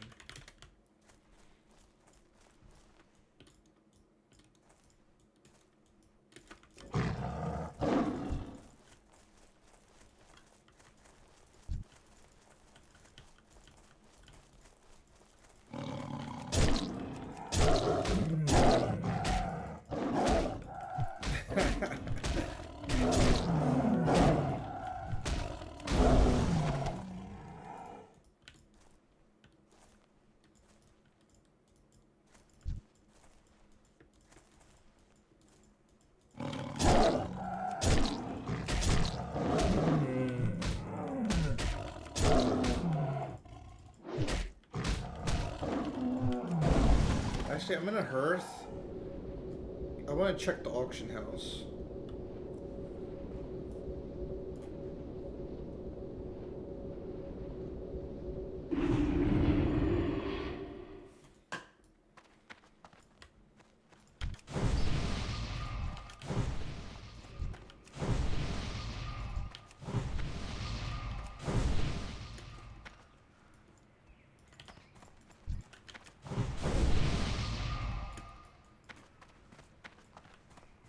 I supply only the finest goods.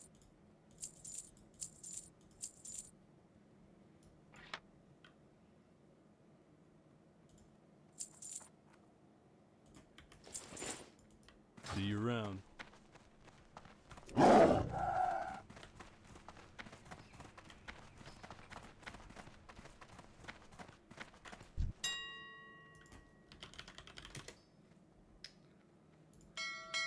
What else was I gonna do? No fireworks.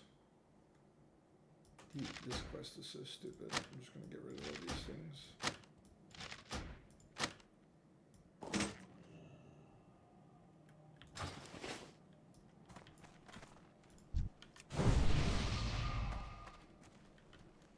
Oh yeah, I was gonna. Well, that one guy said he's gonna send me gear, but.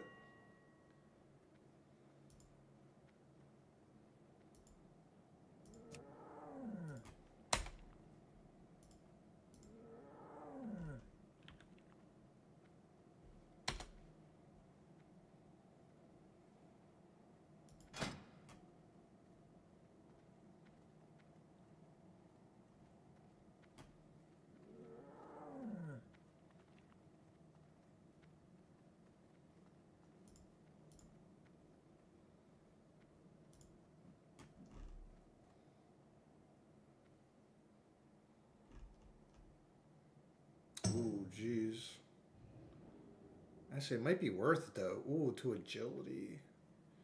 For 102, 102. Is there any that are 105? That's not a bad deal. And then what are we working with? 90. 105. Spirit. That's pretty good. I'm gonna get that.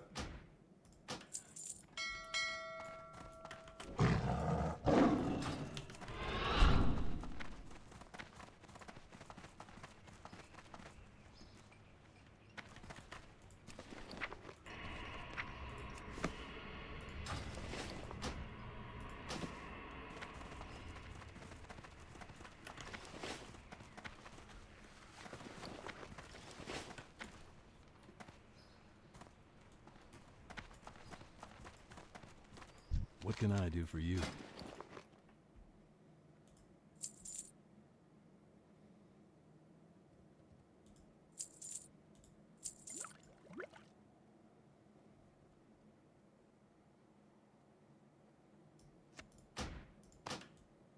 Have a good one.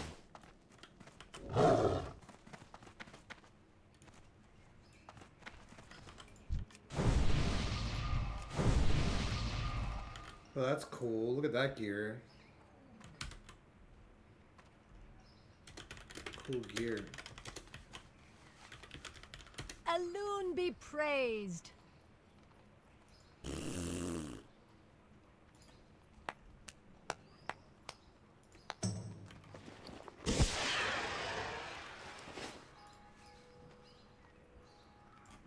That's really cool gear.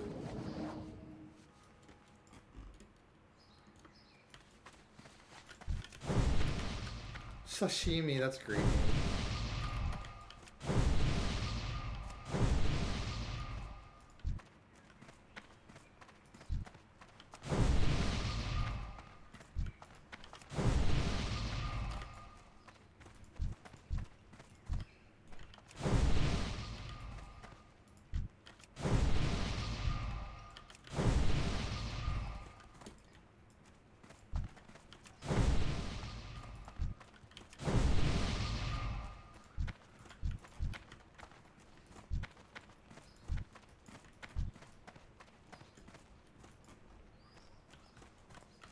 Greetings.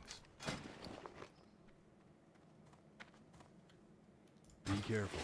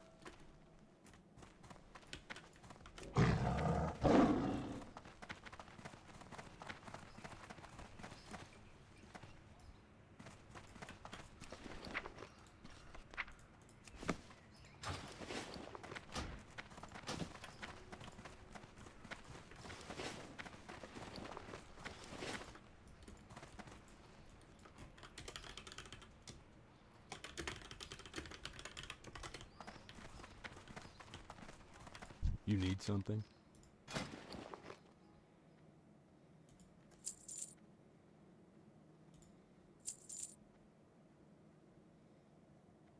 See you later.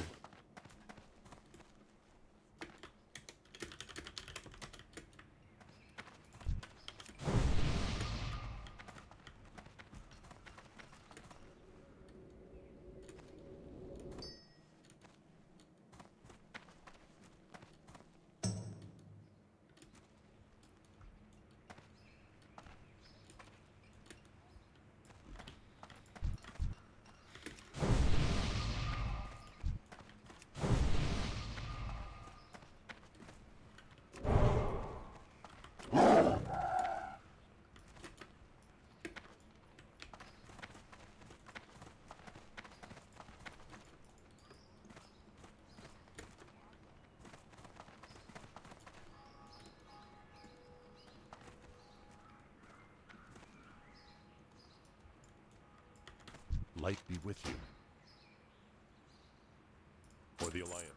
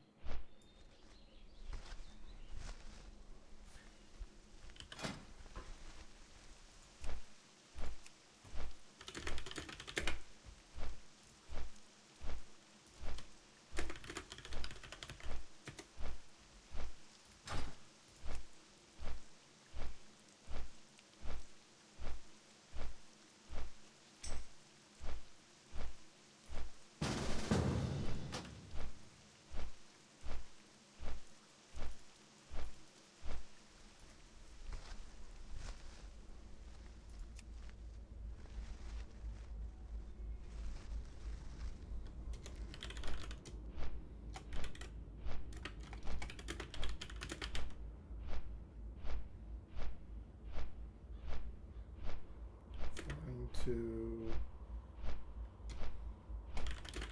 going back to summon.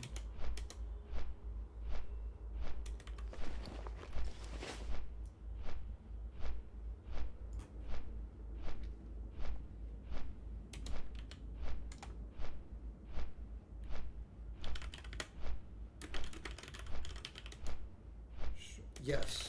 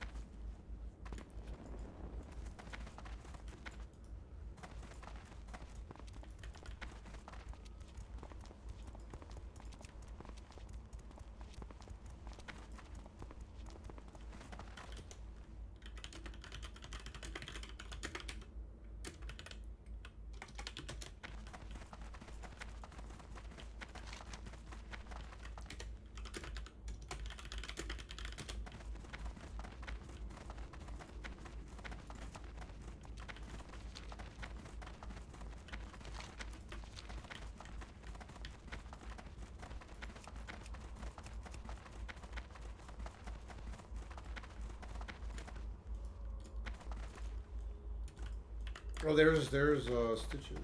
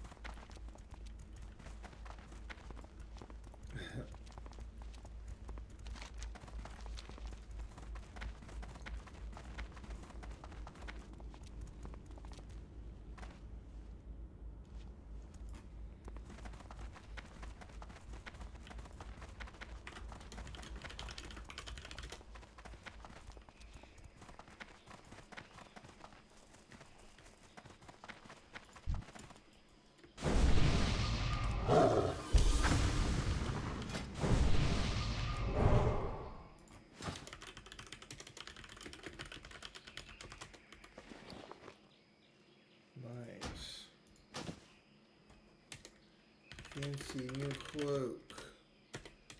Cloak. Hail to the night!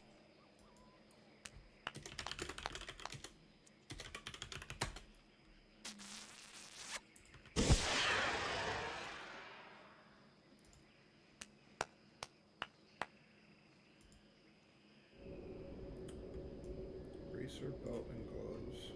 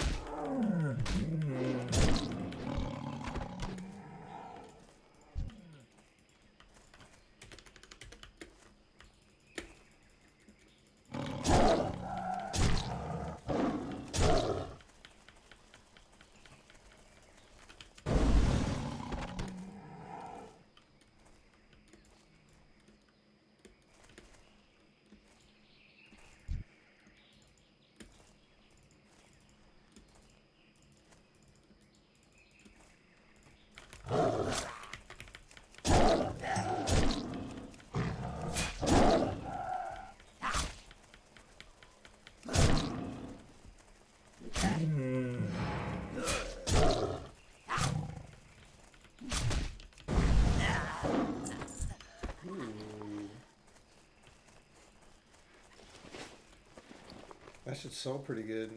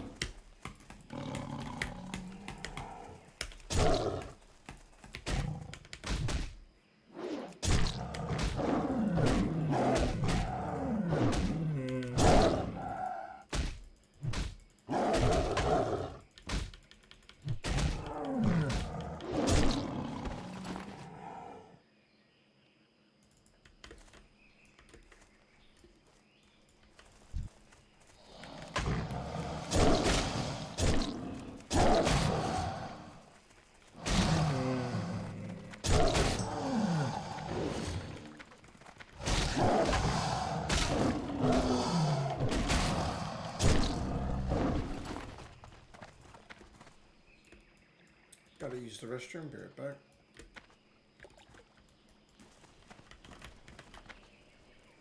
Be right back.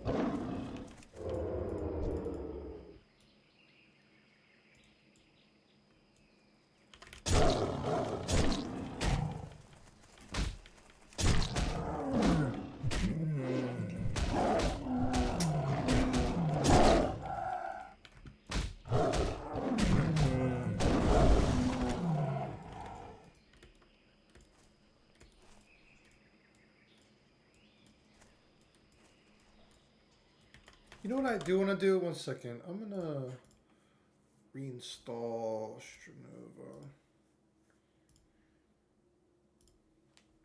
I'm reinstalling Strenova. Because I want a game that works, that when, if League and Valorant keep being glitchy, I want a game that I can play and get that satisfaction of dominating some noobs. We didn't even unlock ranked in that game yet, because I had done it already in the beta test, and then did it again, and the game came out, or like we were getting close.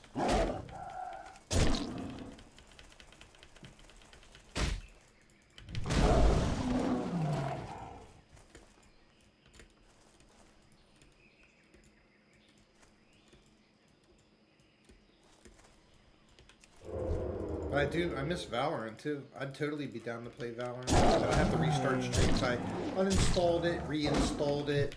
It's not been working the last week or whatever. All the other games work perfectly though. So it's not enough for me to like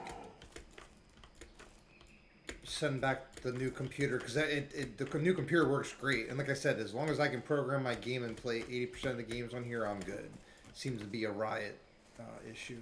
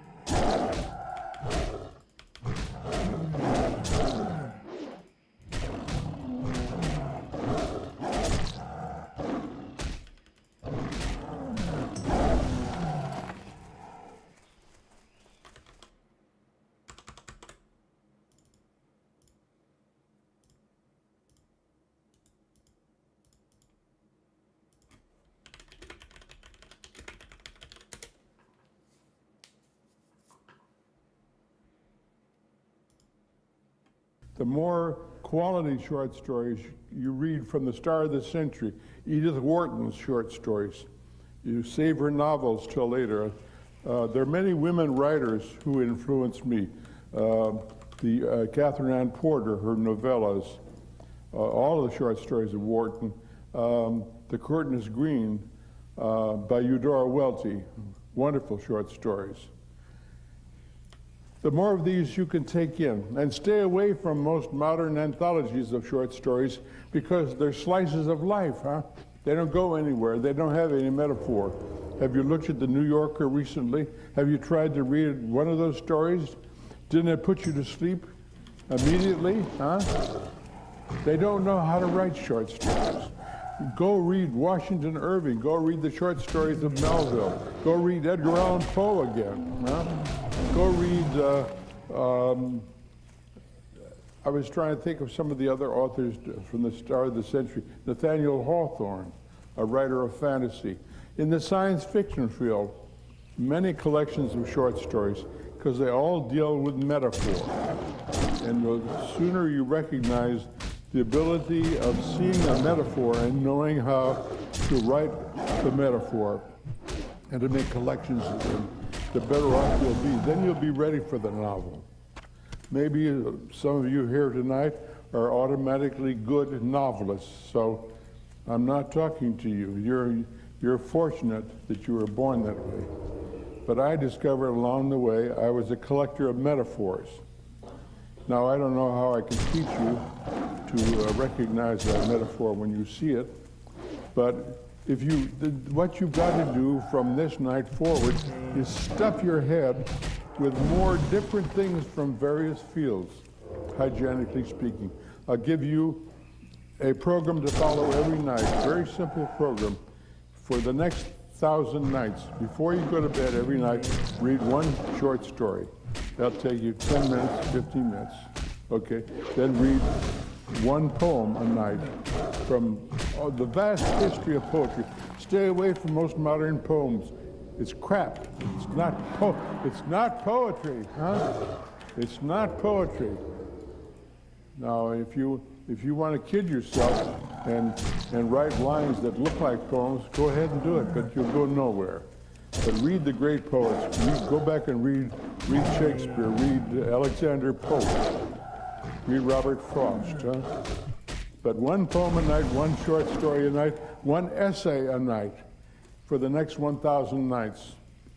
And from various fields, archaeology, zoology, biology, all the great philosophers of time, comparing them. Huh? Read the essays of Aldous Huxley, read Lauren Isley, great anthropologists. You can't do better than that. Maybe you've never heard of him. Lauren Isley, E-I-S-E-L-E-Y. He was head of the Department of Anthropology at the University of Pennsylvania. And he became my friend 40 years ago. I read an essay of his in Harper's, The Fire Apes, which was so brilliant. I wrote him a fan letter. And I said, "Dear Dr. Isley, The Fire Apes is the finest essay written in the last 20 years in any American magazine. Why don't you write a book?" Huh? He wrote back and said, "Hey, that's an idea. I think I will write a book." And he wrote 17 books. Damn. But I was his papa, huh? Even though I was 15 years younger. So reread all the books of Lauren Isley. They're crammed with pomegranate ideas. That's why I want you to read essays in every field, on politics, analyzing literature. Pick your own. But that means that every night then, before you go to bed, you're stuffing your head with one short story, one poem, and one essay. At the end of 1,000 nights, Jesus God, you'll be full of stuff, won't you, huh? You'll be full of ideas and metaphors, along with your perceptions of life and your own personal experiences, which you put away, and what you see in your friends and your relatives. So you want all these things to go in, and the more metaphors you can cram yourself with, they'll bounce around inside your head and make new metaphors. That's why you're doing this. but you've got to be able to recognize one when you see one. So hygienically speaking, you've got two things to do. If you feel you have Hey, to do a Noopy. novel, What's up, in Noopy? spite of what I said, go do it. But in the meantime, write a hell of a lot of short stories. I was And asking then for you every night, earlier. do these three things with the short story. Let me pause Ray Bradbury. Ray Bradbury is one of my favorite authors, but more motivational speaker. More I care about. He wrote Fahrenheit 451 and The Martian Chronicles, but he's very inspiring, and he kind of just like says it as it is. I feel like there's a lot to take away from someone like him. And he talks about kind of like doing only things that matter to you and doing them every day and loving the things you do. Oh, and Noopy, yeah, I'll give you the updates for the game dev part of the stream today. Give you the updates. Yeah, March 1st, I'm going to a game dev meetup, but the first one's on Discord. They do them like, I'm not sure if they do them monthly or whatever, or every few months, but, and then the in-person meetup's on like the 15th, which I'm going to go to that too. But the Discord meetup, we're like, they kind of do like a game dev class where the subject, they're actually going to be covering like cinematics and like RPG text. That's going to be interesting. What was I going to say? Yeah, that's going on. I'm really excited about that. Been working on Battle of the Roses every day. It's coming along great. I'm slowly getting better. And the game is getting better. Me and Priya watched Amadeus the other night. If you haven't seen Amadeus, Noopy, it's a classic movie, but it's like funny and it's about Mozart, Amadeus Mozart. Like one of my favorite movies. And then there's a spiritual movie. I went back to. Oh, nice, Noopy, nice.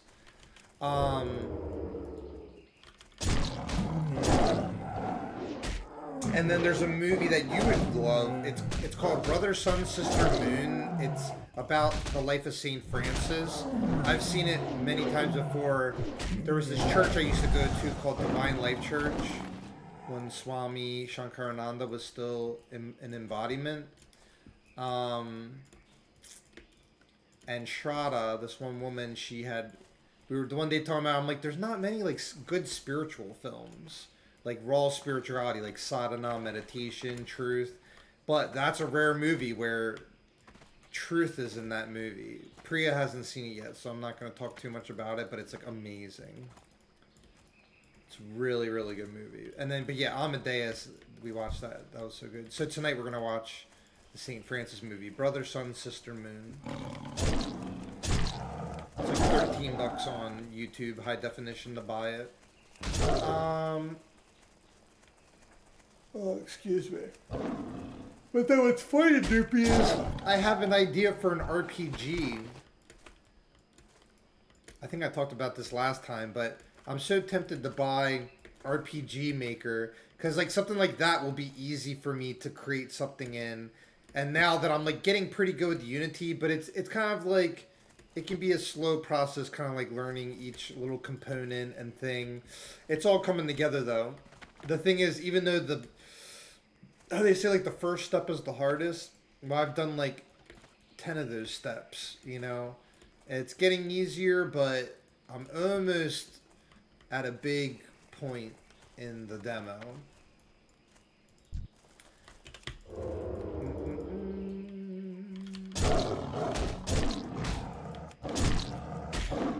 But I'm also excited to start connecting and making friends in the game dev meetup because it'll just be good because like all I need to do is, and also apparently, well, the one guy was telling me this on the Discord earlier, that you can pay people for their effort. Like I could be like, oh, like I might even just do that to kind of speed up some of the things, or have someone pay them to teach me, because like I've done all the tutorials I can and I am figuring the things out, but it is really hard to do things completely on your own. Like even when I taught myself guitar, I made friends with other musicians, and you jam and you share ideas and you learn. Like oh, here's how you slide, here's how you use a capo, here's how you change your strings. Like, so same with like Unity or any advanced coding program.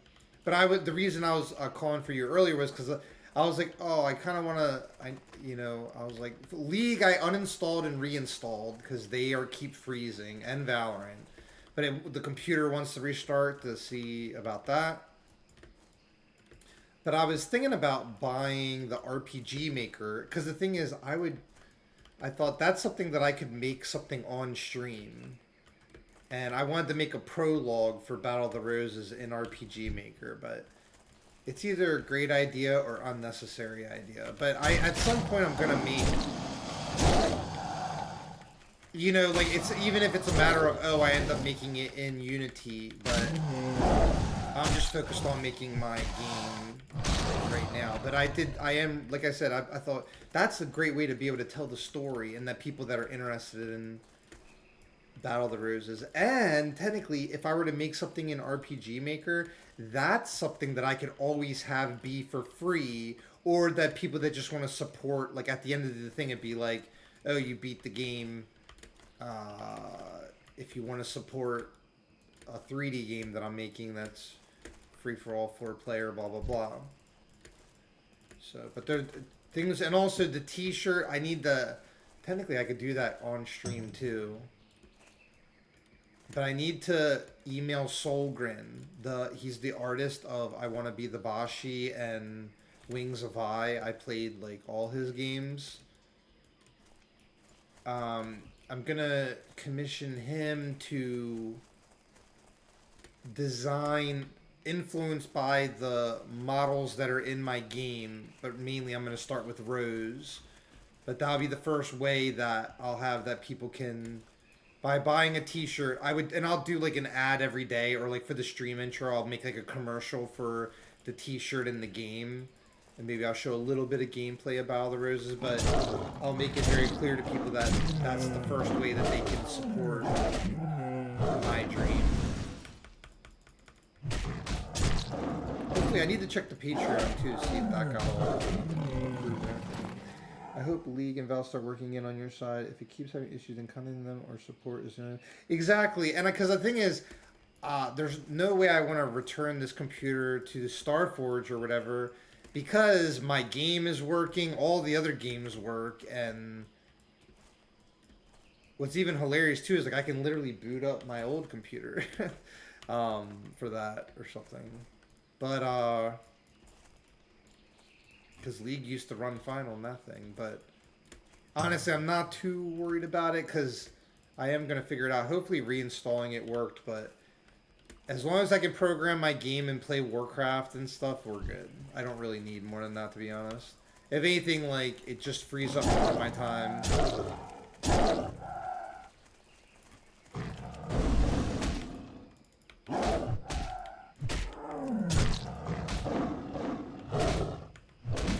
I want to test it, but then I have to restart the computer, and I didn't want it to, like, irritate me more. It already irritates me when I do my stream intro, I get all the energy, and then I'm like, alright, time to dominate some noobs in League. But actually, this has been a vibe. I got new gear too, newbie. Oh, that one guy, I could check the mail in a bit. Darth Possum, he said he's sending me a bunch of gear. But I got a new chest, Ghostwalker, Rags of the Wolf, 105 armor, 10 to agility, 10 to spirit. And I got some boots, 76 armor, 8 to intellect, 8 to spirit. And I found some rings and stuff, but when I found this, actually, oh, I forgot I can use staves. Is the staff I got, where is it? It's a wand, but I'm going to sell this. Oh, yeah, Noopy, the other thing was, since I'm level 35, well, Darth Possum was saying that once I get to, like, level 38, we should do Scarlet Monastery. Do you have a hardcore classic character that's around level 40?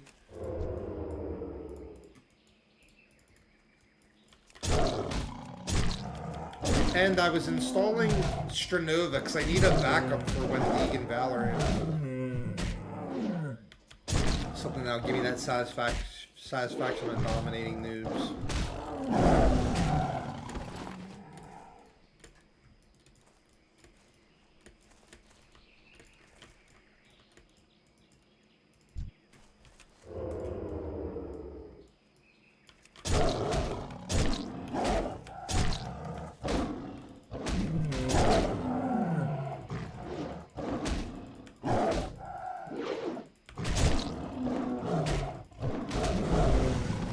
But what's funny too is that yeah, well actually I love to see everybody tuned in because I was gonna say if the numbers had dropped, I would just be like, oh, here's a good time to. Because I'll tell you guys literally, this is my baseline. My bare minimum, even if I only saw 2 people watching, I mean, it's still reason to stream or whatever. But I kind of say to myself, I'm like, 3 people watching. When I see this as 3 people watching, that's like the bare minimum where I'm like, okay, I can do a solid stream. And but like I said, when I first got into streaming or whatever, first year or 2, I used to stream and have like 1 person. I think Ed is one of those people that could probably remember that. But when I see 5 or above, well, Priya's seen, that's when I always do like 10-hour streams, 15-hour streams. Because I'm like, and then if I see if it drops below 5, then I start to go like, oh, okay, I could maybe start ending stream or. But usually it's like I said, 3 bare minimum. When I see more than 5 people watching, I'm like, ooh, that's good. That is good. Let me see what the monster says. Sadly, I don't have any characters in the 35 them. Oh, gotcha. And wait, you have a level 60 also, right? Or did your level 60 die?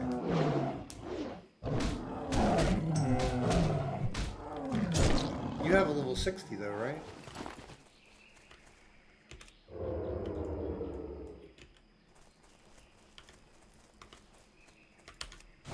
Romus did all the rest of XP.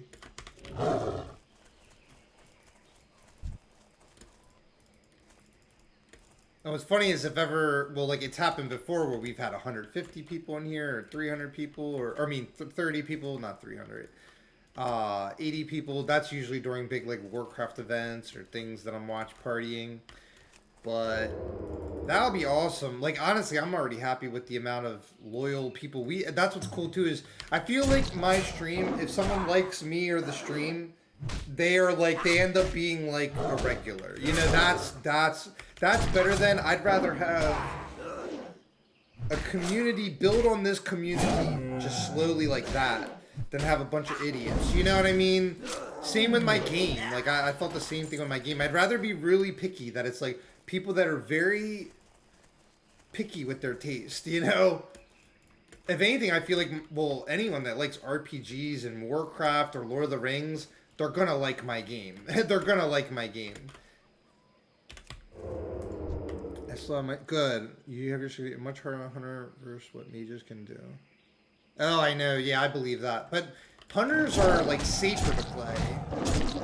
When I played the Hunter, I got to level 16 not even trying. But the mages take skill and they're riskier. High risk, high reward. And they're probably the most powerful. And you would think that the warrior is the safest to play, but I don't agree with that. Because the warriors are so dependent on priest. I think that's why I like the druid. That's why I like druid. Well, druid has like sustain. And they're fun and they can shapeshift and stuff. There's a lot that is cool about druid. Obviously. Need to... Here, give me 1 second. This is going to annoy me. Oh, actually, let me get to a safe spot.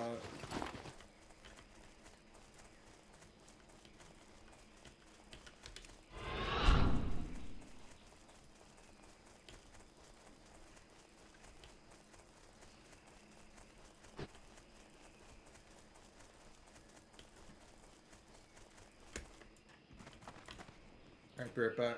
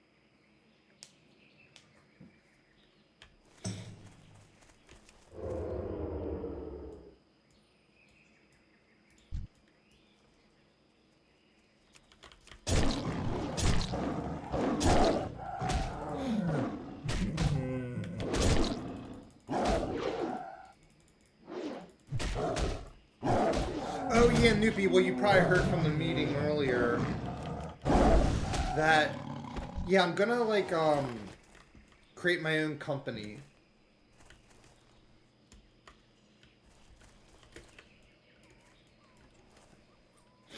Like a game development company. But it's pretty much just gonna be me and Priya. And then, like, if people end up... Like, for instance, and we can have, like... I'll have to think of the names for that, but almost like a marketing team. Like, if Noopy, you want to be head of marketing. Well, trust me, I'm creating this game that it's something that I'm willing to talk about every day and promote and sell. And I plan to go to, like, conventions and everything to just advertise the game. And I plan to make, I'm excited to learn about, I'm going to definitely make friends at this Discord meeting. But I had thought, because, like, I plan to make more than one game eventually, but I'm treating Battle of the Roses like it's the only game I'm ever going to make. And it'll be like the game I'm best known for, or whatever. At least, like, I like to think. But even the other games I want to make are based in the universe of Battle of the Roses, because I'm writing that IP. That's why I've taken the last 2 months to do all of that. While I'm learning how to code in Unity.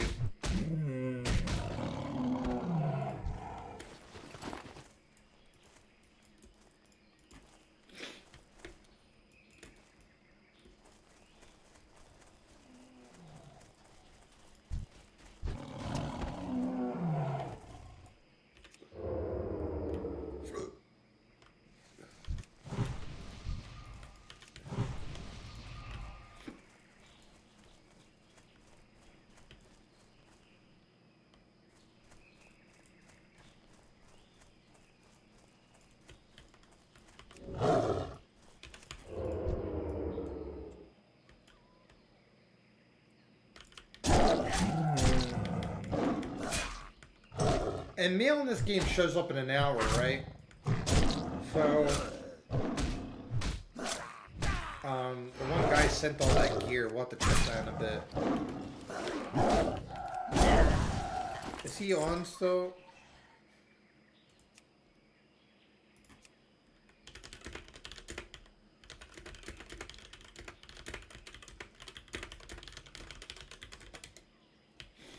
Message him.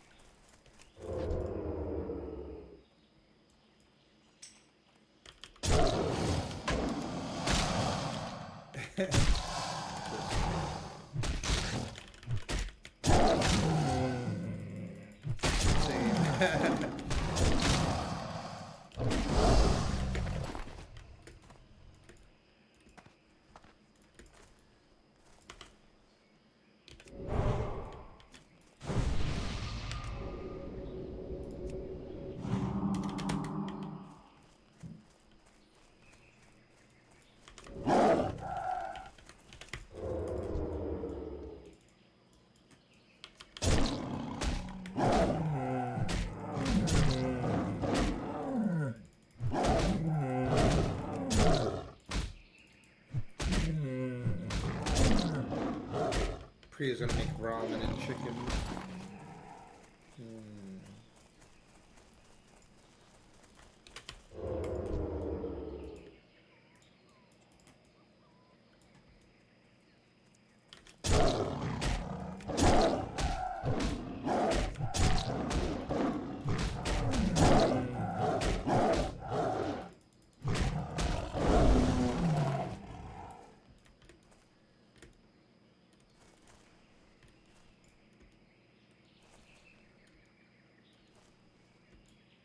But yeah, very possibly. Well, the thing is, I'll just let it happen naturally. But if I make friends with someone and they're cool and this and that, even if someone kind of wants to be like an unofficial member, but especially I'm willing to, just like I already, whenever I needed, if I need to commission somebody just to help me collaborate real quick to get the ball rolling with a few of the things I'm trying to implement. But regardless, I just wanted it that there's like a, you know, a company or whatever, game development company, or even just for, yeah, kind of speaks for itself.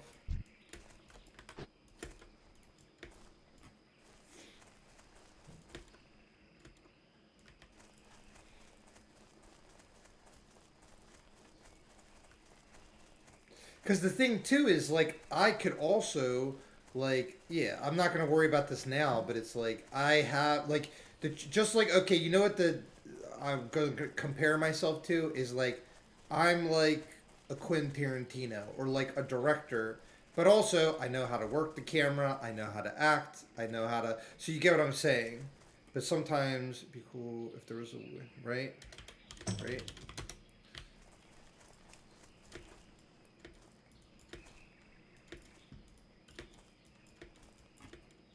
But like I could oversee the development of something where maybe someday I don't know, but I just at this point I'm designing everything myself. But it's like there could come a point where I'd be interested in hiring someone for the team.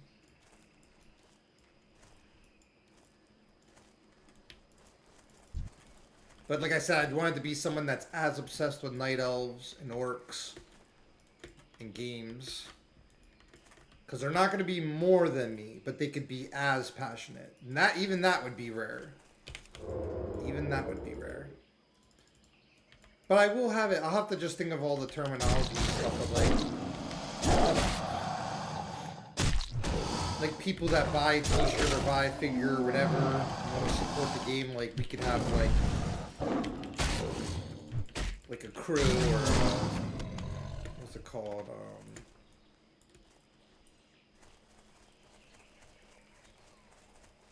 Patrons, supporters, backers.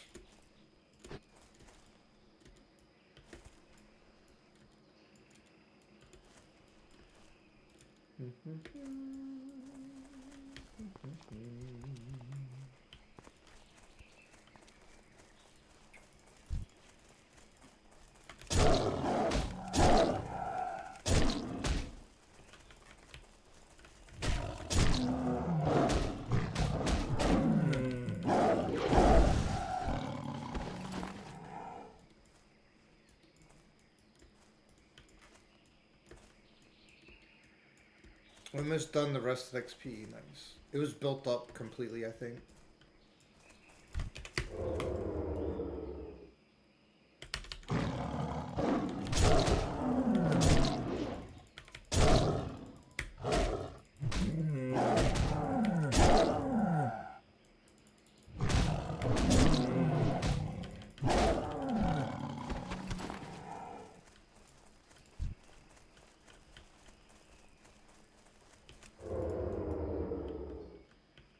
But I'm also excited to see other people's games.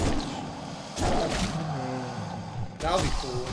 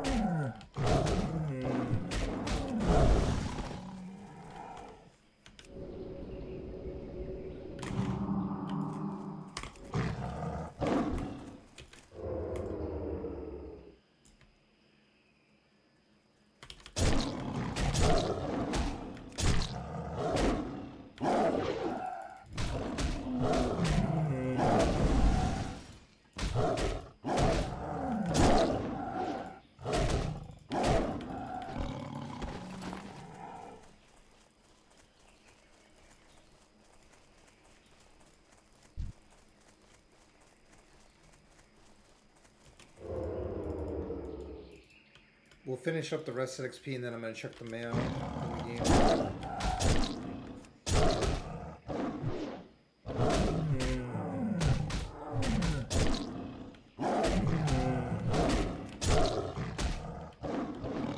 It's even funny, ironically, well, we got a good amount of people watching, but today's one of those days that I could work on my game. I'm kind of in the mood to a bit.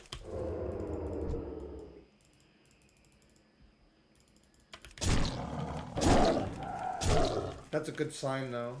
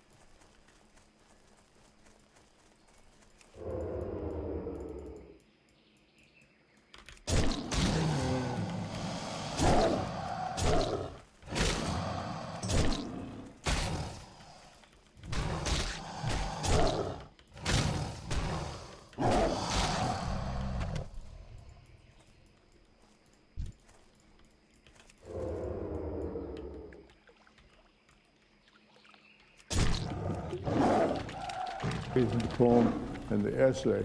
And you're well on your way to being more creative, no? The next thing is get rid of those friends of yours who make fun of you and don't believe in you. And when you leave here tonight, go home, make a phone call, and fire them, huh? Anyone doesn't believe in you and your future, to hell with them. Huh? I've had my fill of that. I had people I thought were my friends, but secretly they thought I was a nerd, because I wanted to be a writer. I sold newspapers on a street corner from the time I was 19 till I was 21. I made $10 a week. This is back in 1939, 1940, 41. People came by my corner and said, "What are you doing here?" I said, "Becoming a writer." They said, "You don't look like one." I said, "Yeah, but I feel like one." I was filling myself. I lived at the library. I never went to college. I couldn't afford to do that. But I went to the library 3 or 4 days a week for 10 years. And I graduated from the library when I was 28. You live in the library. Live in the library, for Christ's sake. Don't live on your goddamn computer and the internet and all that crap, Go to the library.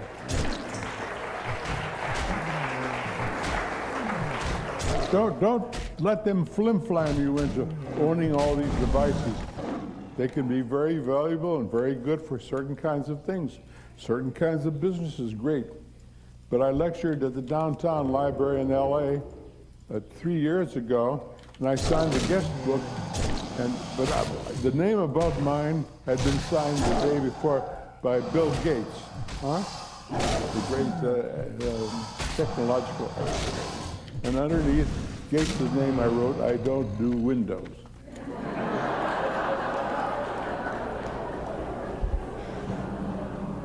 This is the highway.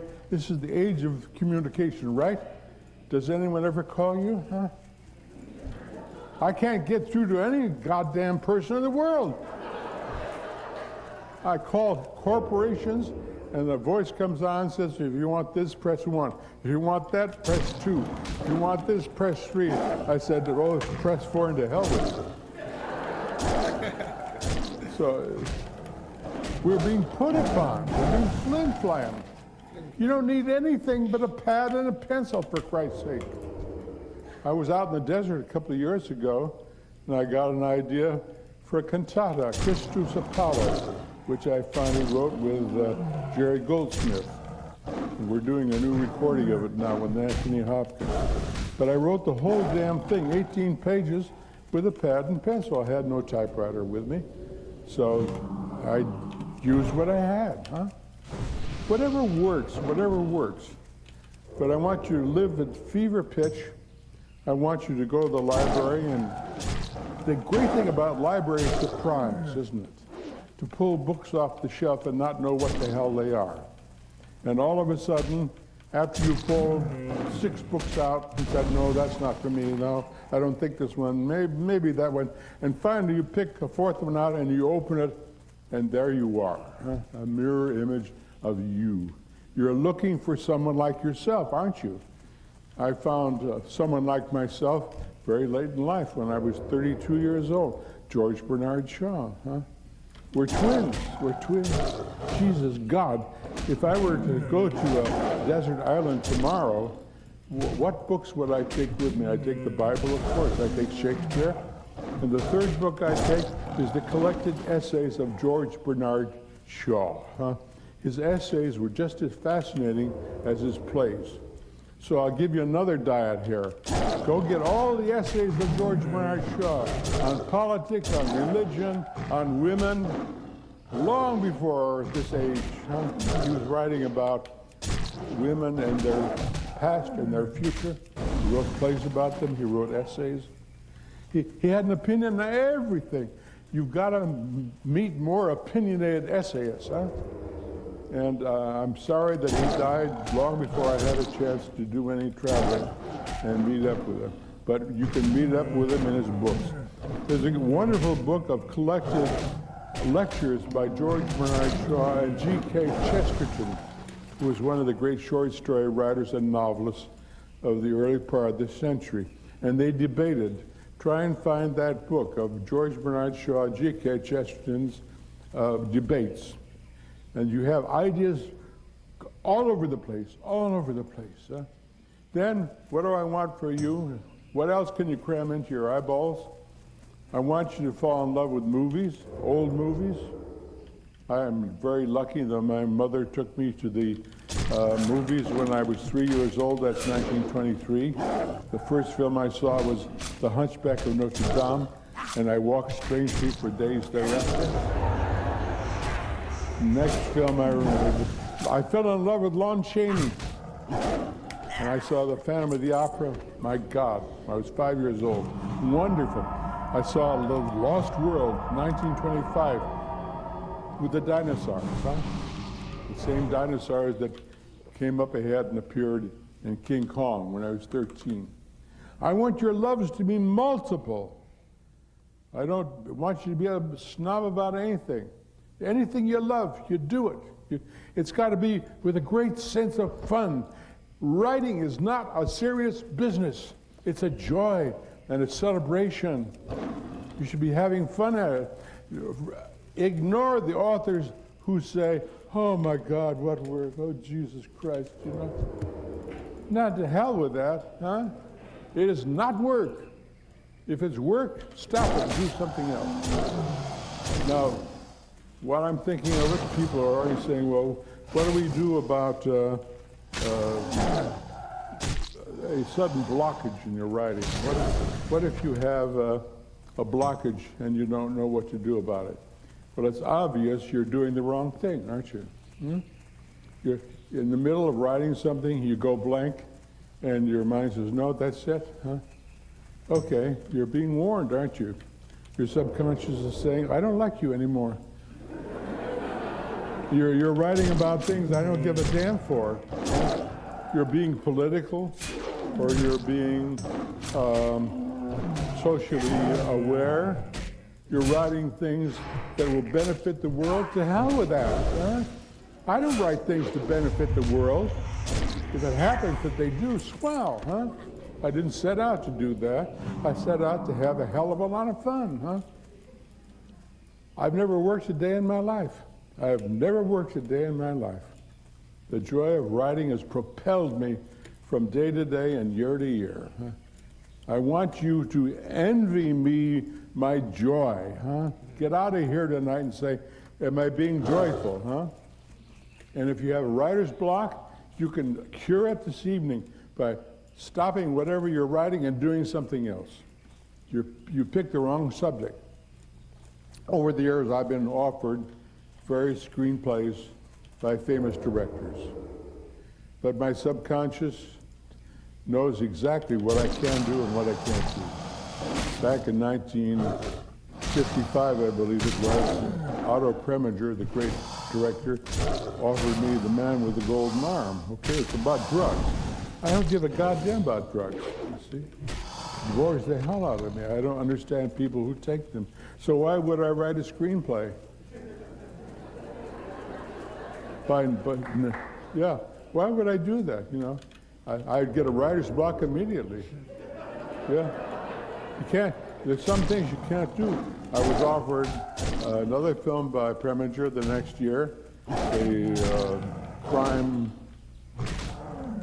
book analysis of a famous trial. That's not traditional, huh? And that afternoon I wrote a story called Skeleton. Story of a man who discovers that he has this horrible gothic thing inside of himself, a skeleton, huh? And I wrote the story of the competition between the intuitive self and the skeleton, the image of death. No one else has ever written that story, huh?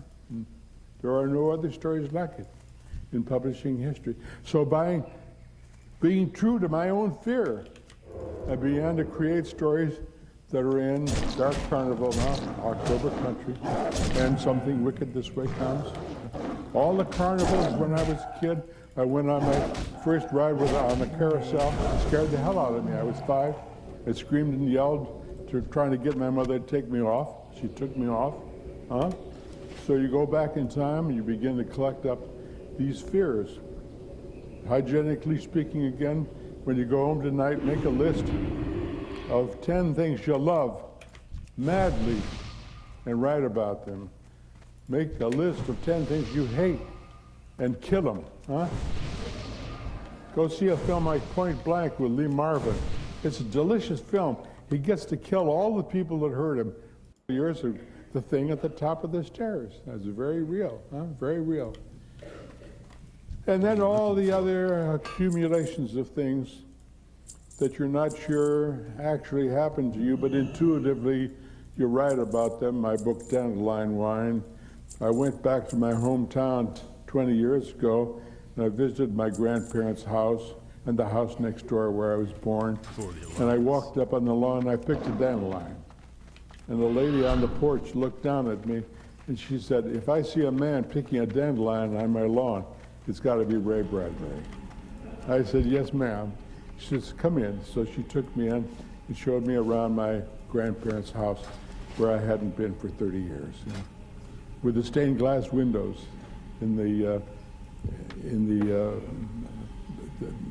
main area before going into the living room. Then I walked downtown and I saw a barber shop that had been there since I was a kid. With the name of the barber, Lee Wineski, over the top, and he used to be my grandmother's boarder when I was a kid, and I used to love to sit at lunch and watch him eat. Some people eat so wonderfully, it's a delight to watch him, huh? And I knew that Lee Wineski was no longer alive, but someone had to be in that shop that might have known him. So I opened the door, I went in. The town barber, about 75 years old, was standing there. I was around 60. And when he saw me, he threw his comb and scissors on the floor. He says, by God, I've been waiting for you to come through that door for 40 years. I said, who are you? And he told me his name. He said, I was your grandma's boarder when you were 3 years old. Sit in the chair, I'll give you a trim. So I sat in the chair and he trimmed my hair. He says, you know, the one thing I remember about you and your grandpa and your brother is in the summer of 1923 when you were 3. Your grandfather handed you a gunny sack and a nickel. And he says, go over in the field across the street and pick all those dandelions and bring them back in the cellar and put them in the wine press and crush them down and make wine and put them up in clean ketchup bottles against the window there in the basement. Summer 1922, summer 1923, summer 1924. I said, oh my God, is it true then? I wrote the book and I didn't know whether I had made dandelion wine when I was 3. And now you've given me back a gift of all those years. And I cried. So I went home and I wrote an article for Gourmet magazine about what I've just told you, huh? This intuition, this powerful thing that seized me and caused me to write the short stories, and then finally the book. All of my books have been surprises. I've never known where the hell I'm going, huh? That's the great fun. When I write my mysteries, I start out with some characters. I don't know where the hell I'm going, but they're fascinating. That's the reason we read mysteries, isn't it? We read for 2 reasons. We read to meet all these peculiar people, like in the Maltese Falcon, huh? Those weird criminals, the Fat Man, Gutman, huh? And all the others. And then we read to be educated. Most mysteries are about something, about antique collecting, about being a true Pinkerton detective, about being maybe even a fantasy writer, something like, but you get an education in characters and a subject. You get that all the time in Sherlock Holmes. Huh? So we read because we're curious and we want to be educated to people and to things. So over a period of years, I read Winesburg, Ohio when I was 24 years old. And I thought, oh my God, if someday I could write a book like Winesburg, Ohio, but put it on Mars, with all the characters from Winesburg, Ohio, up on Mars. And I made a few notes. Can I help you? And I made up a title, and I wrote some characters down and put it away and forgot about it. Never did anything about it. During the next 5 years, See you later. I wrote a series of stories about Mars. They're all separate. And when I was 27, I got married. My wife took a vow of poverty to marry me. We had $8 in the bank the day we got married. I put $5 in an envelope and handed it to the minister. And he said, "What's this?" I said, "That's your fee for the ceremony today." He said, "You're a writer, aren't you?" I said, "Yes." He says, "Then you're going to need this." And he handed it to me, and I took it back. And later on, when I had some money, I sent him a decent check. But in the next 3 years, I wrote more and more Martian stories, not knowing where I was going. All of a sudden, my wife got pregnant, which means she had to quit work. She worked at Abbey Rents. She made $40 a week take-home pay, and I made $40 a week when I was lucky, when the story sold. And it scared the hell out of me. Suddenly, I had to be the moneymaker for the family because we had a baby coming. My friend Norman Corwin, the great Norman Corwin, the greatest radio writer, producer, director in history, and a good friend of mine then, told me, he said, "Ray, you got to go to New York and you got to have the editors see you and know that you exist. You're doing all this writing, but they don't know that you are in the world." Now, I'm going to be in New York in June with Katie, my wife. Come back and we'll protect you. We'll take you around New York City and introduce you to people. So I went to New York City. I was 29 years old. We had $40 in the bank. And I took a stack of short stories on the Greyhound bus. I couldn't afford to go any other way. Have you ever taken the Greyhound bus across to New York 4 days and 4 nights? No, don't do it. Especially 50 years ago when there was no air conditioning and no toilets, So they stopped the bus every 2 hours and you ran out into the gas station and went to the men's and women's and ran back before the damn bus left, I got in New York, stayed at the YMCA, $5 a week, That's how poor I was. And I met all the editors, and they all said, "Well, don't you have a novel?" I said, "No, I'm a sprinter. I write short stories." "Well, we don't publish short stories. They don't sell." And I was ready to go home, defeated. And the last night there, I had dinner with Walter Bradbury, no relation, from Doubleday Publishers. And during the dinner, he said, "Ray, what about all those Martian stories you've been writing? What if you tied them all together in a tapestry and called it The Martian Chronicles? Do you think you could do that?" I said, "Oh my God, Winesburg, Ohio. Winesburg, Ohio." I did it, but didn't know I was doing it. He said, "I tell you what, write an outline on the book tonight, bring it to the office tomorrow, and if I like it, I'll give you an advance of $750. I stayed up all night at the YMCA. I wrote the outline for The Martian Chronicles, took it to Bradbury the next day, gave it to him. He said, "That's it, here's $750. Now he says, "Do you have any other material that we could kid people into thinking was a novel?" I said,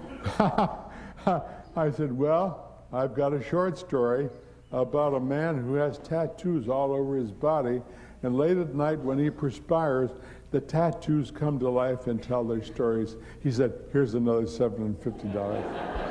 So in one day, I sold The Martian Chronicles and The Illustrated Man without knowing what I was doing. You see, surprise! You don't know what's in you until you test it, until you word associate. You've been writing self-consciously, intellectually for too long. The deep stuff, your true self, hasn't had a chance to come out. You've been so busy thinking commercially, what will sell, what'll I do, instead of saying, who am I? How do I discover me? You word associate. Here's another thing you can do hygienically. Go to the typewriter and just type in, an old thing comes into your head. Start out word association. And by God, maybe by the bottom of the page or the second page, all of a sudden, some characters will take over.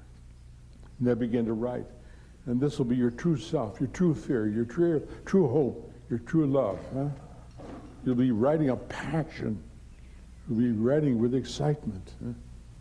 You'll be finding out things about yourself that you didn't even know you knew. Huh? And all the things in your past that you haven't touched yet. You haven't even begun to touch them. I'm still touching mine, you know? So I wrote those 2 books. And then Dandelion Wine happened the same way. I've always loved 4th of July. I've loved growing up in a small town where on summer nights, all my relatives would gather on my grandparents' front porch. There were 3 families lived on the same block. My grandparents, my father, my mother, my brother, myself in the next house, and the 3rd house with my Uncle Bion and his wife and child. And I was so fortunate because he had all the Edgar Rice Burroughs books, all of Tarzan, all of John Carter, Warlord of Mars. So I went over to the lending library at his house. Huh? And my Aunt Neva lived upstairs, and she had all the Oz books. So I had a second lending library right there in the house, along with Alice in Wonderland and the other fairy tales and what have you. And then I had the main library downtown. So between the 2 I had around the block with me and the library downtown, I was set. Huh? I was really set. So, but I loved the idea of all my relatives coming from the various houses on a summer night and sitting on the porch and talking and talking. And you, if you were smart, you listened, huh? I loved to lie on the big xylophone of the porch, all the boards in the porch, huh? And all the voices would come down through the rockers and go into the boards and sound the boards and then come into my ear when I'm lying there, huh? And if the conversation lagged, I'd whisper, 19.2, and my grandfather would tell us something about 19.2, huh? Or my father, 1910, you know? And so I wrote an essay on this, about front porches and summer nights. And that was the beginning of something. And then I wrote, I was on a bus going somewhere 45 years ago, and a young boy jumped on the bus, ran down the aisle, slung himself into a seat across from me, and I said, oh God, if I had that energy, I could write a poem a day, short stories a week, a novel a month, huh? What's the secret of his energy? And I looked down at his feet, and he was wearing the most beautiful pair of nice new white tennis shoes. Huh? I said, yes, I remember what it was like when I was a kid. My father would take me downtown every spring, and we'd take my heavy winter shoes and take them off and throw them on the floor. Wham! They went right through into the basement. They were so heavy with winter, huh?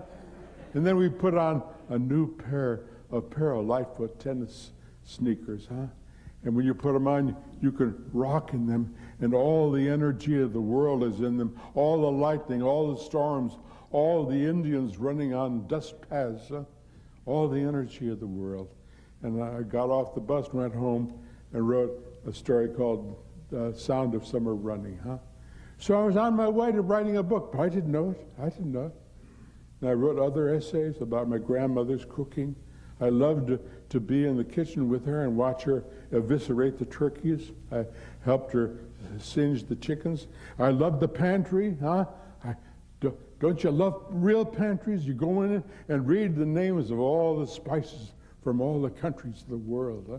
All the wonderful colors and symbols from China and Taipan and Japan, huh? So I wrote an essay on that. And then after about 3 or 4 years, I had 40 short stories. And all of a sudden I looked at this, I said, my God, it's a novel. It's a novel about celebrating life. It's a novel about all of life, huh? without knowing it, if you ask me the theme for the book, it's about all of life, of being born and growing up and loving the experience of a summer and discovering you can die because you see other people die, and being afraid suddenly and being seized with a panic of life, as well as a panic of death. And so I sat down and I collected all the pieces, just as I did with Martian Chronicles, and we published a book. The damn thing's been in print now for 40 years, yeah? All because I surprised myself. That's what I want for you, to surprise yourself. Not know what you're going to do next, Had an experience with Gene Kelly, the great dancer, the great choreographer. I knew him back almost 50 years ago. He invited me and my wife to see a showing of his film, Invitation to the Dance. The year before, he had made the greatest musical ever made, Singing in the Rain, which is a science fiction musical. Most people never thought. It's about the invention of sound. So you invent sound, and it unemploys thousands of people. Then you have to have other people come in with new occupation. So it's a science fiction musical all about this technical thing that happened in Hollywood in 1927, 28. So Gene and I became good friends, and after the preview of his new film, Invitation to the Dance, which was all dance, there was no plot, 3 or 4 different numbers, ballet, tap dance, an animated cartoon with Tom and Jerry. And I walked home with my wife. We didn't have a car at that time. We lived about 2 miles from MGM. We walked home, and on the way I said, oh God, I'd give my right arm to do something with Gene Kelly. She says, for God's sake, go to your file, find something, and write it up for him. There must be something there. I looked in my file, and I found a story called The Black Ferris. I said, this looks good. So I spent a month writing a treatment and a partial screenplay, 75 pages, called Dark Carnival. And I took it to Gene Kelly, and he says, this is it. This is my next film. I want to direct this. Will you let me take it to Paris and to London next week and see if I can get financing for this? I said, take it, it's yours. He came back in a month. He says, oh, I'm so sorry, I couldn't get any money. I'm very sorry. I said, Gene, don't tell me you're sorry. I'm so honored that you wanted to do this. So since I had nothing else to do, I had a screenplay on my hand. I sat down and wrote a novel based on it called Something Wicked This Way Comes. Huh? Again, surprise, surprise. And the intuitive thing, the remarkable thing about life quite often is meeting people you feel you were destined to meet. I don't know what this means. I don't quite understand what the hell I'm talking about here. But I was walking through Beverly Hills one night in 1951, and I looked in an art store window, and there was a small lithograph of a Gothic Victorian building. Beautiful sort of thing I used to see around my hometown when I was a kid. And I looked at it and I said, oh God, I'd love to own that, but I don't think we can afford it. My income at that time was about $100 a week. But I went to the art store the next day and I said, how much is that lithograph in the window? They said, $75. Well, I couldn't afford that. I said, can I buy it on time? Yes, I could. I'll give you $25 and I'll give you the rest in the next 2 months. They said, well, hell, if you like this, come in the next room. We've got a large oil painting of this same building, huh? And I went in the next room, and there's this wonderful painting by Joe Manniani. And oh, my heart throbbed with joy and with despair because it was $300. I couldn't afford that. And then they showed me a second large painting of an idea for a novel I hadn't written yet, huh? Something Wicked This Way Comes, of a carnival train out of Renaissance Italy. A train in Renaissance Italy with church windows in the carriages, huh? Church windows in very unusual, and all sorts of strange celebrants on the train, and a Civil War engine puffing steam and fire. Huh? And I looked at this, I said, my God, I've got notes on this painting in my files. I Oh, hadn't thank you, Priya. begun That to was so write good. I had my Dark mic Carnival muted. or Something Wicked This Way Comes. And again, my heart sank, and I said, how much is this one? $500. Thank you Oh, so much, Jesus honey. That Christ. food was delicious. I said, could you give me the artist's name and phone number? And they said, sure. I said, I want to talk to him. So I called Joe Maniani on the phone. I said, can I come up and see you? And I went up to see him, and I said, look, I'm madly in love with your work, but I can't afford it. Now, let me make a deal with you. You got one painting down there for $250, one for $500. I can't afford that, but if the two paintings don't sell and you get them back, I'll pay you what you would have got, which is half price. The art gallery always took 50%. I can afford $150 or $125, and I can afford $250 on time. I'll pay you over a period of 6 or 8 months, but I've got to have those paintings. He says, okay, if they don't sell, I'll call you. A month later, he called. He said, come get the paintings. They didn't sell. I found out later that he had pulled the paintings out of the show in order to give them to me. Huh? Now, but he was painting my mind. Huh? He was painting my mind. Something wicked. We're like this. Huh? So he became my illustrator for 20 different books. We worked together until 5 years ago when he died. Fabulous child, wonderful. But I was destined to meet him, wasn't I? Huh? I don't understand these things. But if ever an artist illustrated a writer, Joe Maniani did. So again, surprise, surprise, surprise. Huh? I'm finishing a murder mystery right now. I started 3 years ago. Didn't know where the hell I was going. I finally found out where I was going about 6 months ago. And I said, oh, that's what this is all about, huh? And the title of the book is Let's All Kill Constance, the lead character in my first 2 murder mysteries. I was on the boat, I was on the ship going to Europe 12 years ago on the Elizabeth II. Pulling out of New York Harbor, I was going down to my cabin. A man passed me with the most incredibly destroyed face I'd ever seen. It looked as if someone had shoved him where to go. Martian Chronicles was published in the spring of 1950. I didn't know what I had done. The book sold just 5,000 copies, that's all. But I took the train to New York for the publication of the book. I arrived in Chicago. I had 2 hours between trains. I walked over to the Art Institute to meet with a friend for lunch. I got there. I looked up at the top of the stairs. There were a bunch of tourists up there who were gathered for a tour, I guess. But all of a sudden, they turned and walked down the stairs to me. And all 20 of these tourists were holding a copy of the Martian Chronicles. Huh? Can you imagine? Can you imagine? They were my lovers. They were my lovers. I'd never seen them before. And they handed their books over to be signed. And I knew what writing was all about. Huh? Not the money, not the money, but someone paying attention and saying, hey, you're okay. You're not nuts the way people said. We love you. We love you.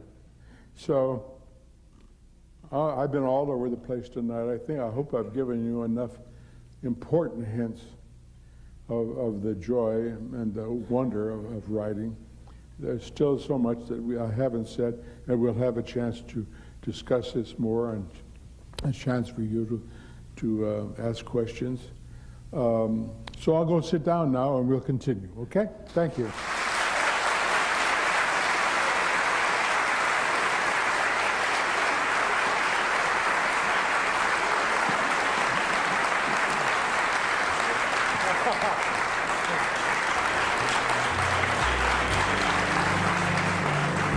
Pretty good.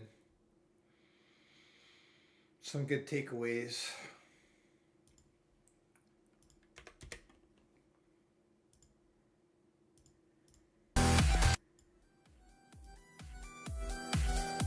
doing some research for my game. I need a few minutes.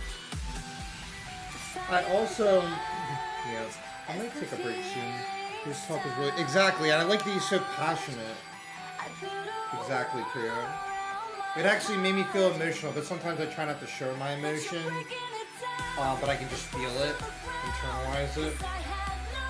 But that was, the story about the painting kind of made me emotional. So that's how I would be with Battle of the Roses.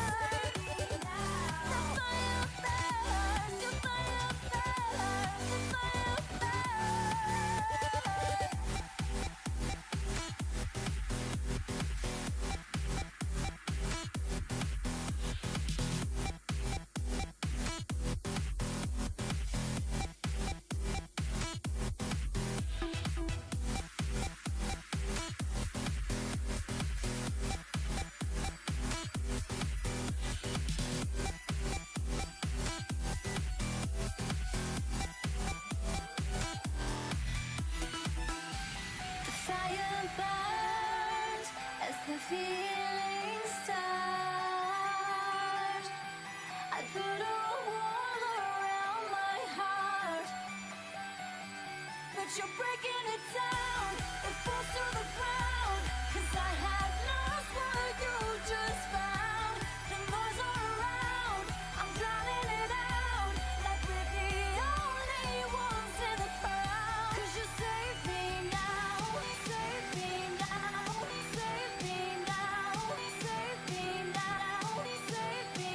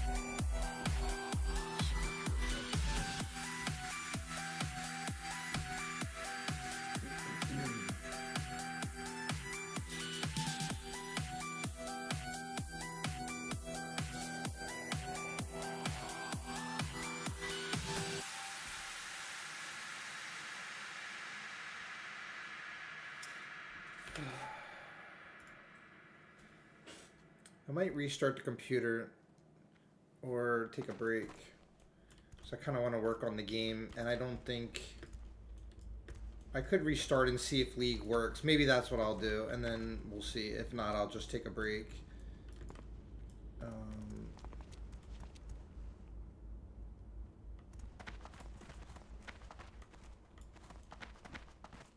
Okay. Alright guys, I'll be back. I'm going to try to restart the computer.